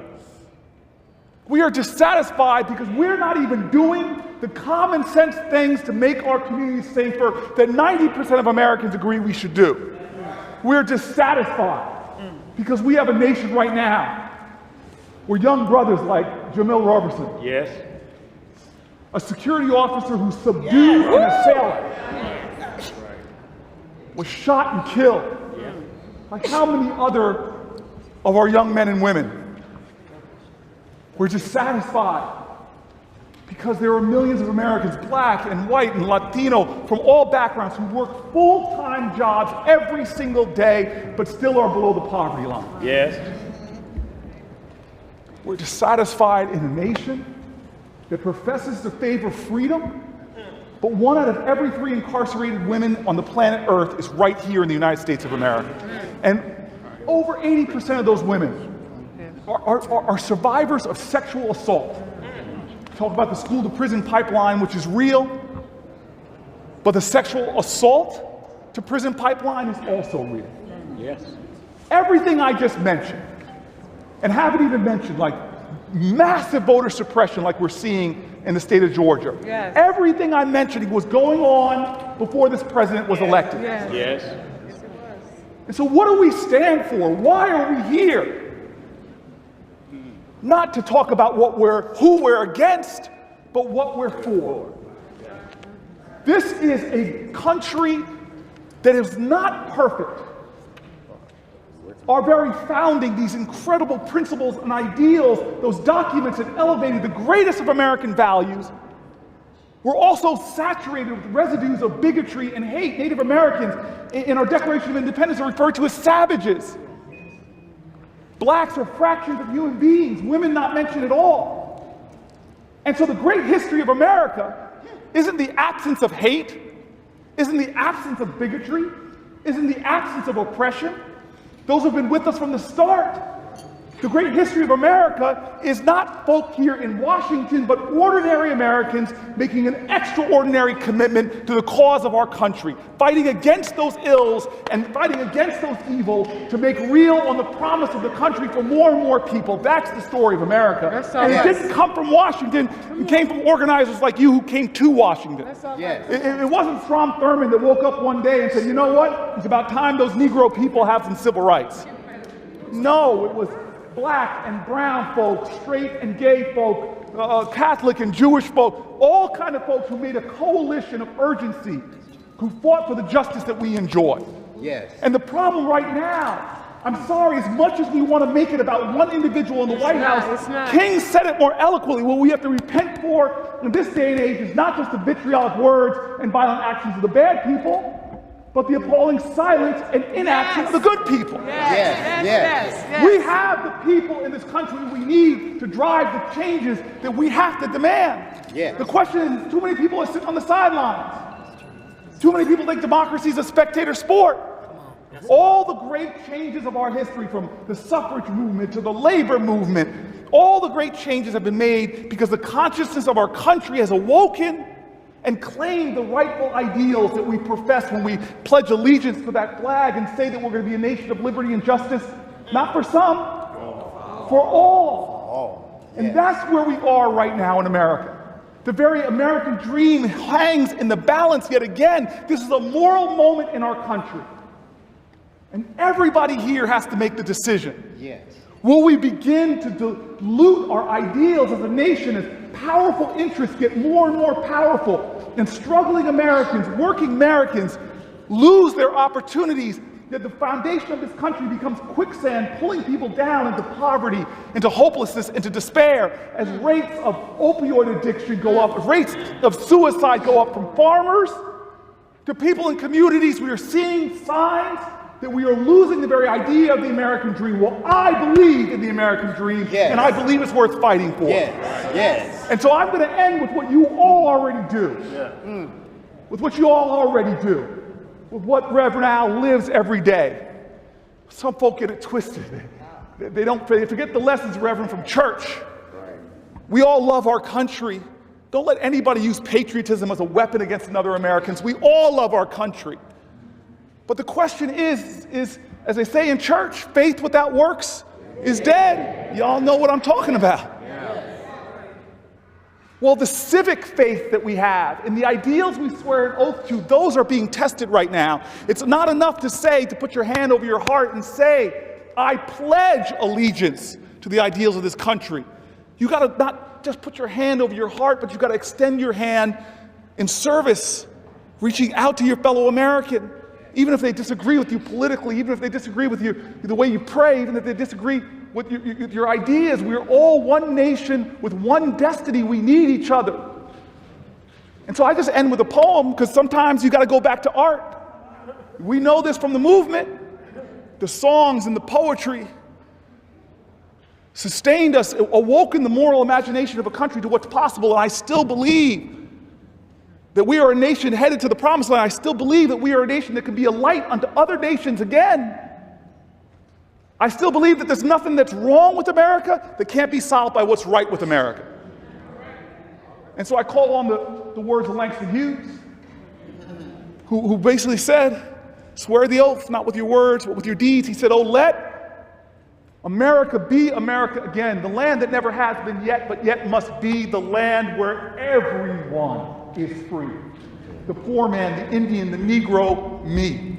And who made America? Whose sweat and blood, whose faith and pain, whose hand at the foundry, whose plow in the rain must make our mighty dream live again. Oh yes, I say it plain, America never was America to me. And yet I swear this oath, America will be. Right now, this nation needs every single one of us. This nation needs the National Anthem Network. This nation needs people who swear that oath, not with their lips, not with their words, but with their commitment to country, because there are too many things going wrong. And don't try to make them about one individual. We've got to make them about the cause of our country, where all of us, united in struggle, can make real on the words of our ancestors. And this can be a nation, one under God, where everyone has abundant pathways to life, liberty, and a whole lot of happiness. Thank you.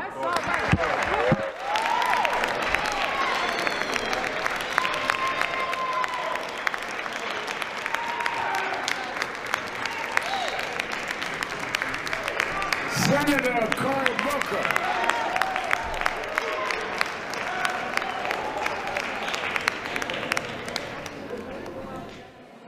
Well, that redefined what work in the room means, right?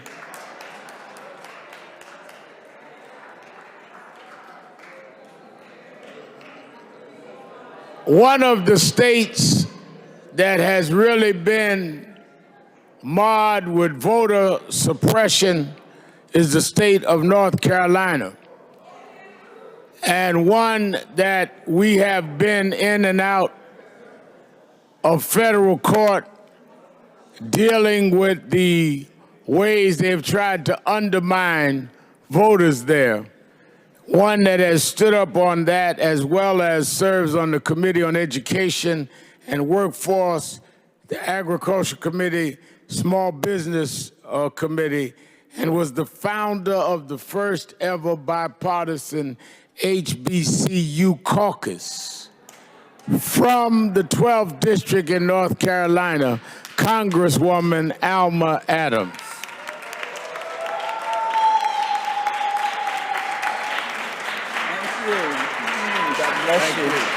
Good afternoon. I am so very pleased to be here with the National Action Network as we collectively turn from demonstration into legislation. I do bring you greetings from the marvelous 12th District in North Carolina, Charlotte, Mecklenburg, and to say from all of my people there how grateful we are for Dr. Sharpton and this network for the wonderful work that you continue to do. I do want to thank and recognize all of our hosts and our guests and my colleagues as well from the not only the Legislative Black Caucus, but from the Congress.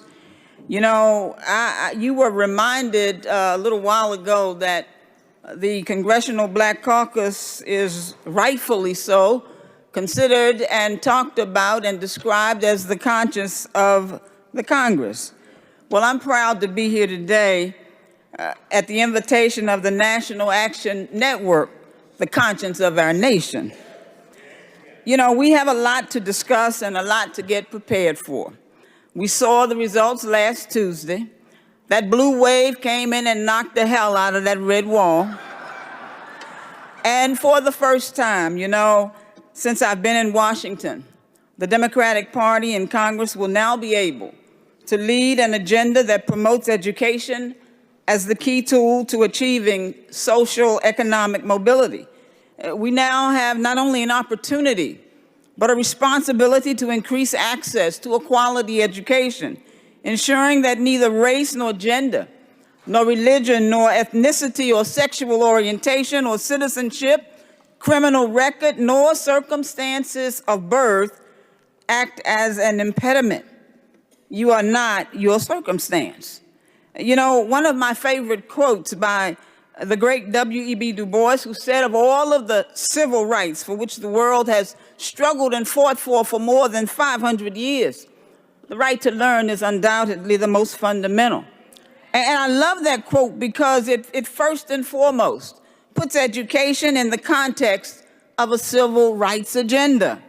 You know, it lays out simple and plain that education is one of those rights that must be protected and promoted by lawmakers, by advocates such as you, by this network, by administrators, and anyone who believes in true equality. And I truly believe in this principle because I've seen it personal and up close, the kind of impact of a first-class education has had on my life. I came from humble beginnings. My mom, who raised me, was not an educated woman formally. She did domestic work. She cleaned other folks' houses so I wouldn't have to, but she was a smart woman and she knew how important education would be for me and how far it would take me as far as my dreams would take. And even when I wasn't prepared, for the rigors of a college curriculum. My school in North Carolina A&T State University, invested in me and molded me and shaped me into what they knew I could become. That is the true power of education. It's an investment that our society makes in its citizenry. And as Benjamin Franklin said, it's an investment that pays the best interest. It's also an investment that we in government play a role in guaranteeing is available and affordable. And over the course of the 115th Congress, we've seen a negligent unwillingness to invest in our children and our public schools. Instead, we've seen an agenda to roll back our progress and to place a quality education more and more out of reach. You know, we saw a Higher Education Act reauthorization proposal by the Republican majority, which eliminated many of the grant and loan programs that our students depend on. And we saw a single-minded focus to provide for private school vouchers as a fix to our K-12 education system, and even a willingness to take funding used to educate low-income students and allow school districts to buy guns. You know, this was not an agenda dedicated to seeing education be the ticket out of poverty into the middle class. But January, it dawns a brand new day. You know, we will once again have a Congress that will pay our teachers what they're worth. We will once again have a Congress who will be concerned about not only education, but seriously about the infrastructure and the needs of many of our older schools. A Congress that keeps our students safe while they're in the classroom. A Congress that keeps alive the promise that a quality education is given to every child. And so I want to close, by saying that after teaching 40 years at Bennett College in Greensboro, North Carolina, people continue to ask me, Reverend Sharpton, do I miss teaching? And I tell them, well, I miss my students. But I have an opportunity to teach here in the Congress each and every day. Because sometimes we don't know what we don't know and what we need to know. So I want to close to repeat a quote that I believe drives home the point of what we're fighting for. And it says that slavery is one of the worst forms of violence, as in the denial of education. And education is key to liberating children from slavery. And now we know throughout our shared history that this was literally true. But it also relates to a slavery that we still fight for today more than ever. It's a slavery of poverty. Poverty is one of our society's greatest ills. It's in a nation of so much, it's a shame to have so many with so little. And it's even more of a shame for some of our lawmakers to literally blame those in poverty for their circumstance. You are not your circumstance. Poverty dims hope, it hinders progress, and it destroys dreams. But however we know that this cycle of despair, we can shine a ray of light and a ray of hope and that promise of a quality education. Education has the ability to make progress possible. It has the ability to make no dream seem too big. Saying pull yourself up by your own bootstraps, well, education is that bootstrap. Even in poverty, education can provide hope. And no one, I repeat, no one has the right to take that hope away from any child. So National Action Network, members of Congress, to all of the allies across the spectrum, let's pledge ourselves to fulfilling our shared mission. And let's make education not a privilege of the wealthy, but a right of the whole. Because anything less is a betrayal of our shared values, and it's a betrayal of our future. Thank you so very much. God bless you.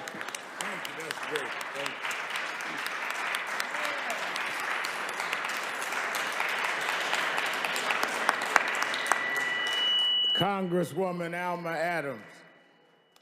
She's a fighter for consumers, fighter against sexual assault, fighter for health care, first woman to represent New York's 12th district, first woman to chair the Joint Economic Committee, senior member of both House Financial Services and the ranking member of the Joint Economic Committee. Let us welcome a woman that I know has stood and fought for civil rights, whether it was the 2nd Avenue subway or whether it was census. Congresswoman from New York, Congresswoman Carolyn Maloney. Thank you, Reverend Al. And we are so proud to have Reverend Al Sharpton in New York, and he always speaks right, always fights for social justice. And what I like about him, he gets the job done. He doesn't just talk about it, he moves it off the table into the ground and makes it happen. So I want to thank him for everything he does. And when we get back to Washington, where we're now and we have the majority, we're going to save that health care. We're going to get the minimum wage up to $15. We're going to fight for infrastructure and integrity in government. But I want to interpret it down to what it means to Harlem, the district he lives in and represents. We have built the 2nd Avenue subway up to 96th Street. It now has to go up to 125th Street. So that should be a priority of all of us to make sure that the 2nd Avenue provides the quality of life, the jobs, the infrastructure that Harlem so justly deserves and needs. So let's all join hands and support him in pushing this and making it happen. Now, when we talk about Shirley Chisholm, I had the great honor of knowing her and working with her. When I worked for Manfred Orenstein, he challenged really then the president with Kennedy and went against Carter, and we won. So we went to the 1980 Democratic Convention, and she was the co-chair with Manfred Orenstein. I was a staff member for that. So I had the opportunity to be inspired by her. She was the first black woman to run for president. Actually, she was the first woman who was elected to run for president. And just last week, along with Yvette Clarke and Hakeem Jeffries, and you should know that Hakeem Jeffries from New York is running for one of the top positions in the Democratic Party, which is caucus chairman. So you know any members of Congress, ask them to vote for him. I'm supporting him, and we hope he wins. But we introduced a bill to give to Shirley Chisholm the highest award that this Congress can give to anyone, and that is the Congressional Gold Medal. And she was an inspiration to me, and there's also an effort to name a battleship after her. I think that's very appropriate, don't you think? Let's have a battleship named after Shirley. But she was a great advocate for the Equal Rights Amendment. And she was part of the reason why it passed Congress in 1972. They worked for ratification. They never achieved it. They got 35 votes. Then recently, Nevada ratified it. Illinois ratified it. The next state is going to be Virginia. And I just want to share with you that last weekend, I joined the women members of the state legislature on a bus for the ERA running around Virginia. And what's interesting, all three of the major leaders of this initiative in Virginia, which will mean so much to so many if we can get it through, are all African American. And you should really have them on your show. They are dynamic, they are strong, and they are bringing the message of equality that Shirley gave us. We stand on her work. We should finish her work and pass and ratify this Equal Rights Amendment. But when you talk about social justice, there is one thing. It sounds boring, it sounds unglamorous, but it is critical to social justice in this country, and that is getting an accurate count in the 2020 census. It is one of the few responsibilities that are in our Constitution, Article 1, Section 2, that everybody's got to be counted. Now, let me tell you why that's important. That's important to our democracy. If you're not counted, you're not represented. And it's the census numbers that determine how many members of Congress you have, how many members of the state legislature you have. And when you draw those districts, that many people on the other side of the aisle try to gerrymander and draw in a way that you don't get a Democratic majority. It's based on numbers. So getting an accurate count is absolutely critical to our democracy, and it's also critical because $800 million a year is divided up across this country based on census numbers. So it's important to the services that we get in our neighborhoods, and I'd say more dramatic and more important, it's the representation that ends up representing you in Congress. So it's absolutely critical. Now, this current administration, I would say, is working for an undercount. One of the first things they did is they added a question that the census professionals say that it will result in an undercount. And that is, that are you a citizen of the United States? Well, a lot of people don't like this question, and they're not going to answer it. So that's going to be an undercount. So I have a bill in to take that question off. And we have filed suit over it. It's going to the Supreme Court. New York is leading that, and I led the amicus brief along with my sisters here that were up here with us to really get this off the census so the counts there. So I like to see results, and I know he gets results. So I'm going to ask him to join me in some hearings I'm having in New York City on how to get everybody counted, how we can work with the mayor's office and others to make sure that we get the representation and the funding that we so justly deserve. So it's going to be a hard fight, but we've got to do it. And every effort must be made to fight their thinly veiled attempts to sabotage the census and result in an undercount. Our Constitution requires it. Our taxpayers deserve it. Our democracy depends on it. And with your help, we will fight back against this president and the Republicans and ensure a fair, free, and functional democracy for all Americans. And it starts with getting an accurate count in the United States Census. Help us achieve that. It's part of social justice. Thank you for allowing me to speak and be part of this social justice meeting today. Thank you. Thank you. Carolyn Maloney. Before we go to lunch, our cleanup speaker is someone who has always been the cleanup person in this country. Every time we're in Washington, she's been there. She called me and said her flight was getting in late yesterday. She was going to come today. And she didn't know she was going to be the one to send us out of here as we go visit and follow up on the legislation we've heard. You talking about a battleship for Shirley. She is a battleship in Texas. Long before we had Beto O'Rourke, we had us a battler. And that's the Congresswoman from Houston, the one and only Sheila Jackson Lee.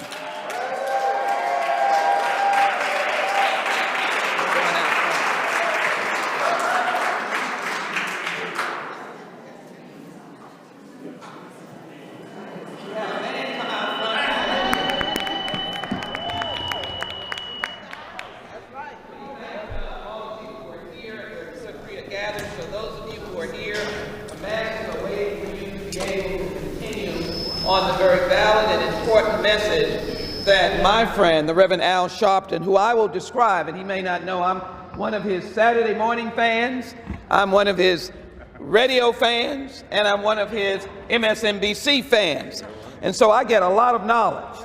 But what I will say about Reverend Sharpton, of which I've tried to define myself in honor of Martin King and Jesse Jackson, are two things. One, he is eager and keen to do what many say are the impossible. And if you're not willing to do what others say is the impossible, then you have failed your ancestors. In addition, let me be very clear. None of us, though we admire many people, can be that person. And as I've heard his story over and over again about his godfather, his father, James Brown, who said to him, Don't worry about being like those who you admire, but be the very best Al Sharpton that you can be. I'm asking you to let me be the very best Sheila Jackson Lee that I can possibly be. I'm going to take a moment to craft my presentation around the legislative agenda that is crucial that you embed as you go out, but then as you go back home and as you continue to hold us accountable in the 116th Congress. First of all, let me pay tribute and acknowledge those who have suffered the direct response. Let me acknowledge April, yes, and Abby, yes, and Yamiche. Yes. And when I do that, those young women, I honor the women and men who have gone on either in our ancestral slave history or during Reconstruction that did not last, or the early days of Jim Crow and the hanging fruit.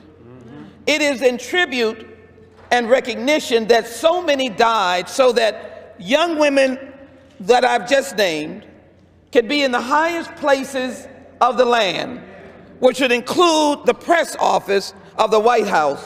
That is the people's house as well, built by freed slaves. I want them to know that I am committed as a member of the Judiciary Committee to ensure that there is freedom of the press so that you can speak and you can speak. And whether or not Reverend Sharpton says in his position, utilizing the press, he also is protected. And if we don't realize the nuances that come about when someone is able to denounce you as you are practicing under the First Amendment, I can assure you that those of us in Judiciary, House and Senate recognize the cruciality of ensuring that the Constitution and the rule of law is protected. They are protected by the rule of law.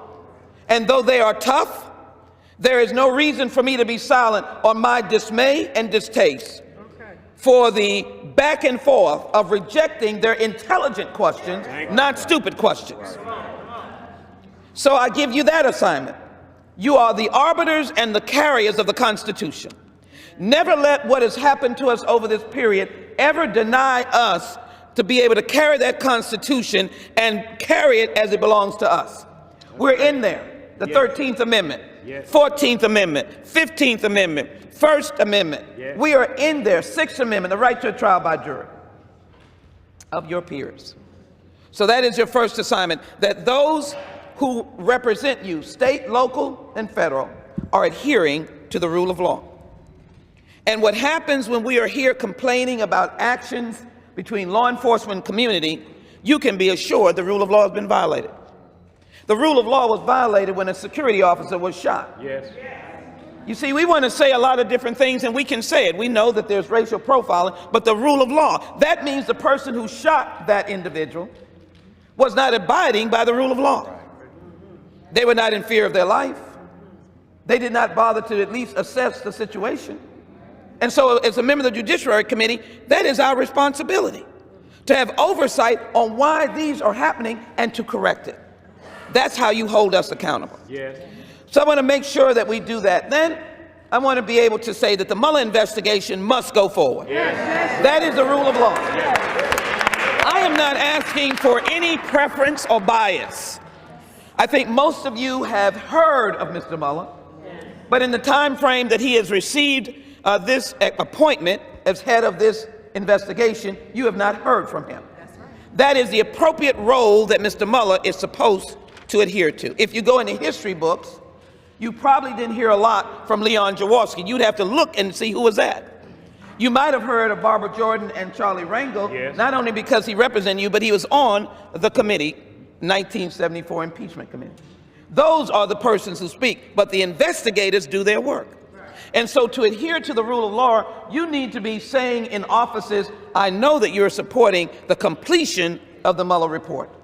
That is crucial for this Congress. That is what the blue wave is. And we must clarify what the blue wave is. The blue wave was the American people who rejected being diminished. They rejected the idea that they did not count. Because as you realize, there was a whole lot of analysis in the weeks before, maybe 2-3 weeks out, that nothing was going to happen. That one cause was overriding our blue wave. Didn't look like we were going to do anything. But I always believe in the silent folk. That's right. The folk locked down in rural communities, in the corners of Harlem and beyond. And then those who joined with us in the suburbs. And then young brothers and sisters of black and brown and white and South Asian all came together and created a rejection of the misuse and abuse of the Constitution and the rule of law. So we have to carry that forward. You go into an office and start talking about the rule of law, they might get up out of their chair. Because most of us come in and we want to help with public housing and we want to help which is viable. Let me make sure that you add that we want a $70 billion funding for public housing. Put that number in your head, $70 billion for public housing. You just get that and get that on the docket, you'll be okay. Because that's what we're moving toward. $1 trillion+ for infrastructure. That's an important number to realize as well. But in the course of your visiting, that rule of law is crucial. Now let me get to some of the specifics and I will leave you because I know you've got to do your important work. Do you not? Yes. I do want to say to you that we are blessed in the Congressional Black Caucus to have elected at least 6 new CBC members, many of whom represent majority districts, meaning they are districts that are mostly Caucasian and Texas Anglo. We're proud of that. Yes. Because what we've always said is that the Congressional Black Caucus is the conscience, but we are representing America. Yes. Don't diminish us. Our constituents are a wide array of individuals, and we seek to find common ground to represent them in the appropriate manner. It does not mean because I am ancestrally connected to slaves that I cannot represent people from all backgrounds. I think you have had representatives from all backgrounds before. You must insist on that. Remember, we have 2020. We don't know who's going to wind up running. But we must again say, it's all right to have another one. Say that with me. It's all right to have another one. Everybody know what I'm saying? It's all right to have another one. But we will work for the best. We will work for the presidency of the United States. And so if you keep that going, he's got it right. So let me give you these 3 points and let you know. Voting rights, you have got to continue to insist. And I won't call the bill names because you've got that, but continue to insist, restore Section 5. Once you do that, you'll get all the bill. Restore Section 5, restore Section 5, because we would not have had Georgia, and the purging would not have occurred, because we had no armor, because Section 5 requires a preclearance. Yes.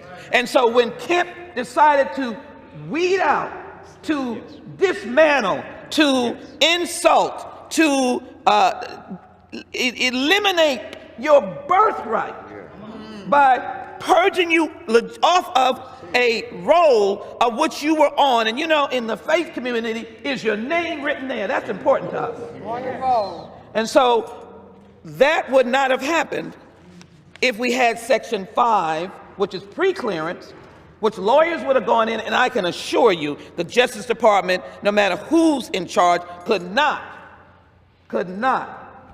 have affirmed the removal of 50,000 plus people in Georgia. You know those votes. Is that not correct? Right. You know those votes. That's number one. Number two, Florida did it. We will hold hearings, and I'd like to do it, on judiciary, is to restore federally the rights of ex-felons to vote across the nation. Those who have done their time, we just did it in Florida, that's a good sign. Yes. That means that we can have hearings and you can be supportive to be able, we'll get facts. Let me be very clear, we're fact-based, we're legislators.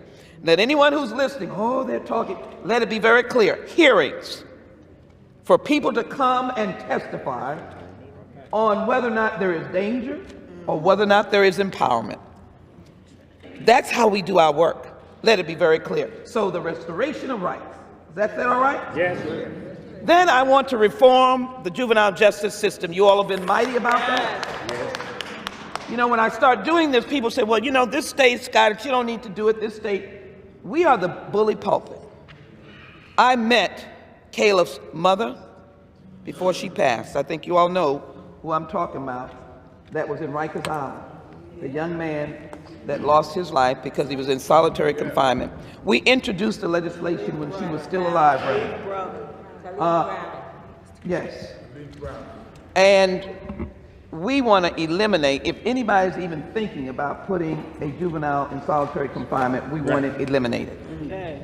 So that is federal legislation. We want to eliminate solitary confinement. We want to ban the box for juveniles so that they are not wedded to what happened as a young person. Right. That means ban the box means you don't have to say you were arrested. You're trying to go to college. You're going to vocational. You don't have to do that. And then lastly, to find alternative places for juveniles to go other than a place like Rikers or a federal system. Now, let me be clear. We know there are situations that involve violence in juveniles. We are recognizing that, and we will have a response to how you do that with one population versus another. I don't want anybody to hear us and say, you see what they're up there talking about? And so let me quickly go on. It is shameful that I am worshiping in my synagogue, or worshiping at Mother Emanuel, or in a prayer service in Kentucky, but the door was locked, that I might be subjected to not only hatred, but guns. I'm not here to take your guns away. You might be hunters.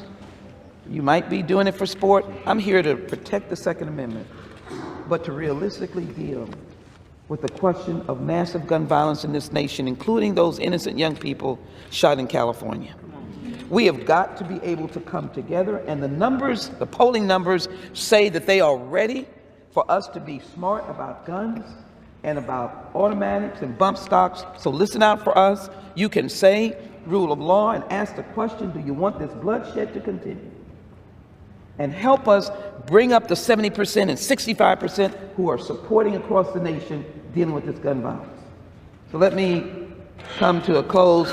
We're now looking at prison reform. I know that you've heard that, but we have been coming out of President Obama's administration. Many of you remember how he commuted a number of people. That was a miracle. He did it because we could not get the sentencing reduction legislation that we wanted passed, and he just sat there. Now, he didn't do it without the process. He had a team of lawyers, and they were signing them. He changed lives. Yes. We want to, in this coming Congress, and I need you just to keep saying over and over again, we may have something buzzing right now, but let me just keep you focused on criminal justice reform will include a continuation of prison reform and sentencing reduction. Yes. That those who are on mandatory minimums and were in for 20, 30, 40 years for nonviolent drug offenses need to come under a revised system. Yes. That is not a pardon, or you got to wait for a long process. You have a process to come out because of the excessiveness of your sentence. You remember the crack cocaine, where we weren't treating it as the disease, we were just locking them up. Yes. We've got to get families back together. Don't you think so? Yes. Families back together, and I think that is important. Yes. So let me say this last word on the reauthorization of the Violence Against Women Act, which impacts all of us. Because we made it people. The men are listening to me? We made it people. Yes. That we want to protect homes, we want to protect people. And so in the Violence Against Women Act, if you've been abused in your home, we want you to be protected. We're not looking to look at any group versus another. We're protecting Native American women, who you may not know. You can perpetrate something there and run off, and they have no jurisdiction on you. You run off of the reservation. How sad. Immigrant women, you could be a Haitian and just come to town, or like my heritage, come from Jamaica, West Indies, and you are not protected. Come from South and Central America or the continent of Africa, you're not protected. And so we wanted to be those who dignify all people. They're in the boundaries of the United States. So help us pass 6545, the Violence Against Women Act. But more importantly, let me just cite these numbers. We would increase spending on the Violence Against Women Act $100 million. Rape prevention, we'd give you another $150 million. Creating hope through outreach, options, services, and education for children and youth. Choose, we give you another $25 million. Grants to combat violent crimes on campus, $16 million. Saving money and reducing tragedies through prevention, the SMART, $45 million. I say this because we don't apply for these grants. This is money that you could apply for in your communities. Your churches and 501c3s, National Action Network can apply for this kind of funding. Housing protection for victims of domestic violence, dating violence, sexual assault, and stalking so they don't get thrown out of their apartment. That would be $20 million. You could do a housing program, grant for National Resource Center on workforce responses, $2 million, and law enforcement getting the DNA kit. Those monies will be plussed up. We're serious legislators here, but you are serious people. Yes.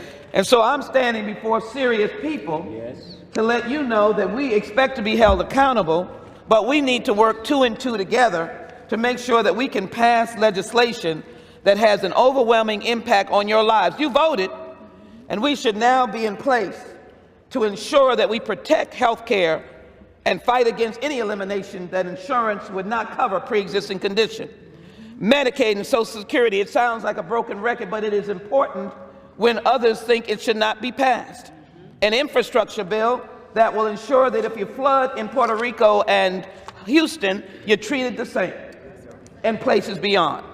If you need transportation, we give it to you. If you want a criminal justice system that dignifies you and law enforcement, of which many of you have relatives who are law enforcement persons, we want to do that with the Law Enforcement Trust and Integrity Bill, giving funding for professionalizing these departments. There are 18,000 across the nation, and what we see when a brother loses his life, racial profiling, is that it goes to the crux of training. And so we're willing to extend a hand, an olive branch, and say, we want to give you police departments funding to work with the community and to deal with professionalizing and training. What did I say? We mean business. We are professional legislators. Only because you have made us so, not for anything that we've done on our own. I leave you simply with the fact that guns are going to have to be addressed, because I believe in stopping the bleeding and saving lives. Amen. I'm not afraid of doing what is the impossible. Voting rights has been perceived as the impossible. I'm not afraid of doing what is the impossible. Amen. Protecting women and men has been perceived as being impossible. I'm not afraid of doing the impossible. And giving dignity to those who come as immigrants to this land has been perceived as the impossible and to demonize. And I believe that when we are serious professional legislators working with an organization, the National Action Network, who comes to this place to be as citizens living and walking amongst the buildings of which our ancestors built, standing on hollow ground, then we are serious Americans looking to do what is good for all of America. And if we do what is good for all of America, we will stand in this bright sun. I said I was closing, but I had to give you this one bill, and I had to give it to you. I had to give it to you after I said that about we're one America.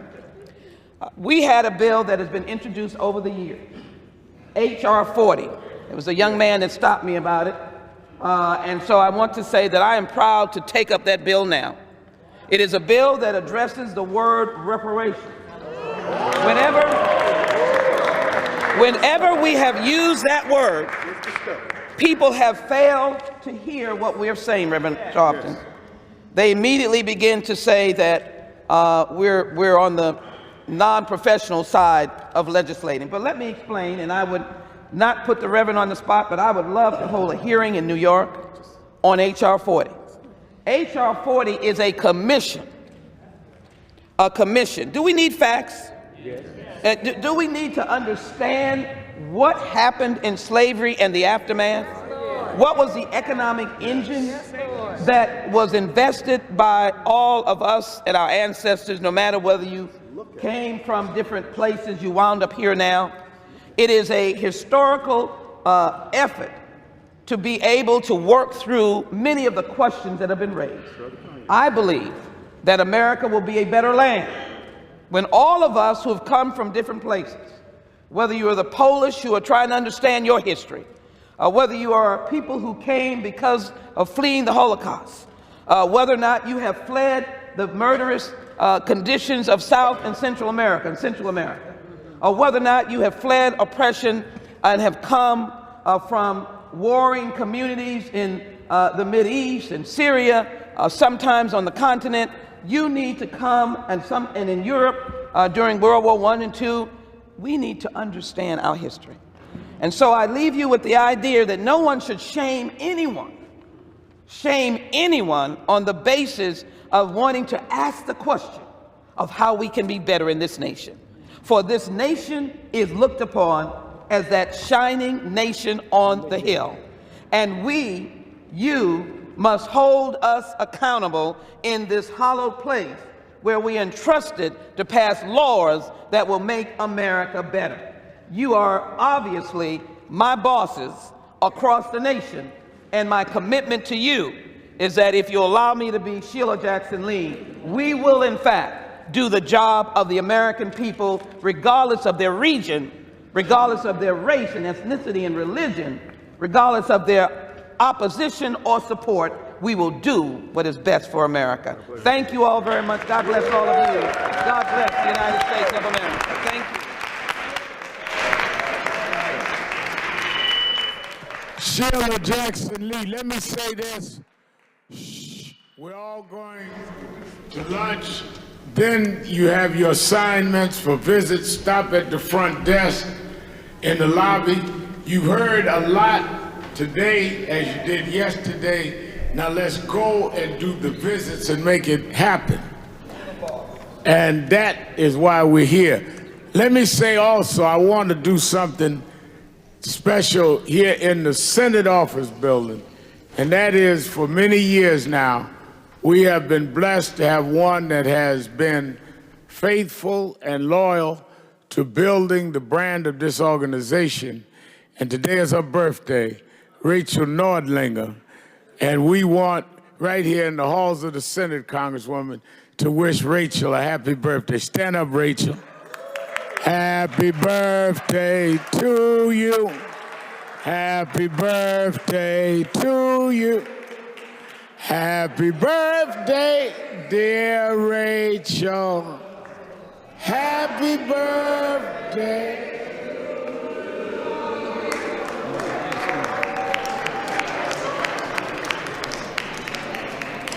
So if all of y'all do your visits, you might get some birthday cake. All right.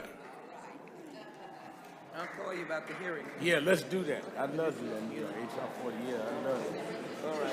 All right, thank you. I thought you'd be at this fight. Yeah, New York. Fill it up.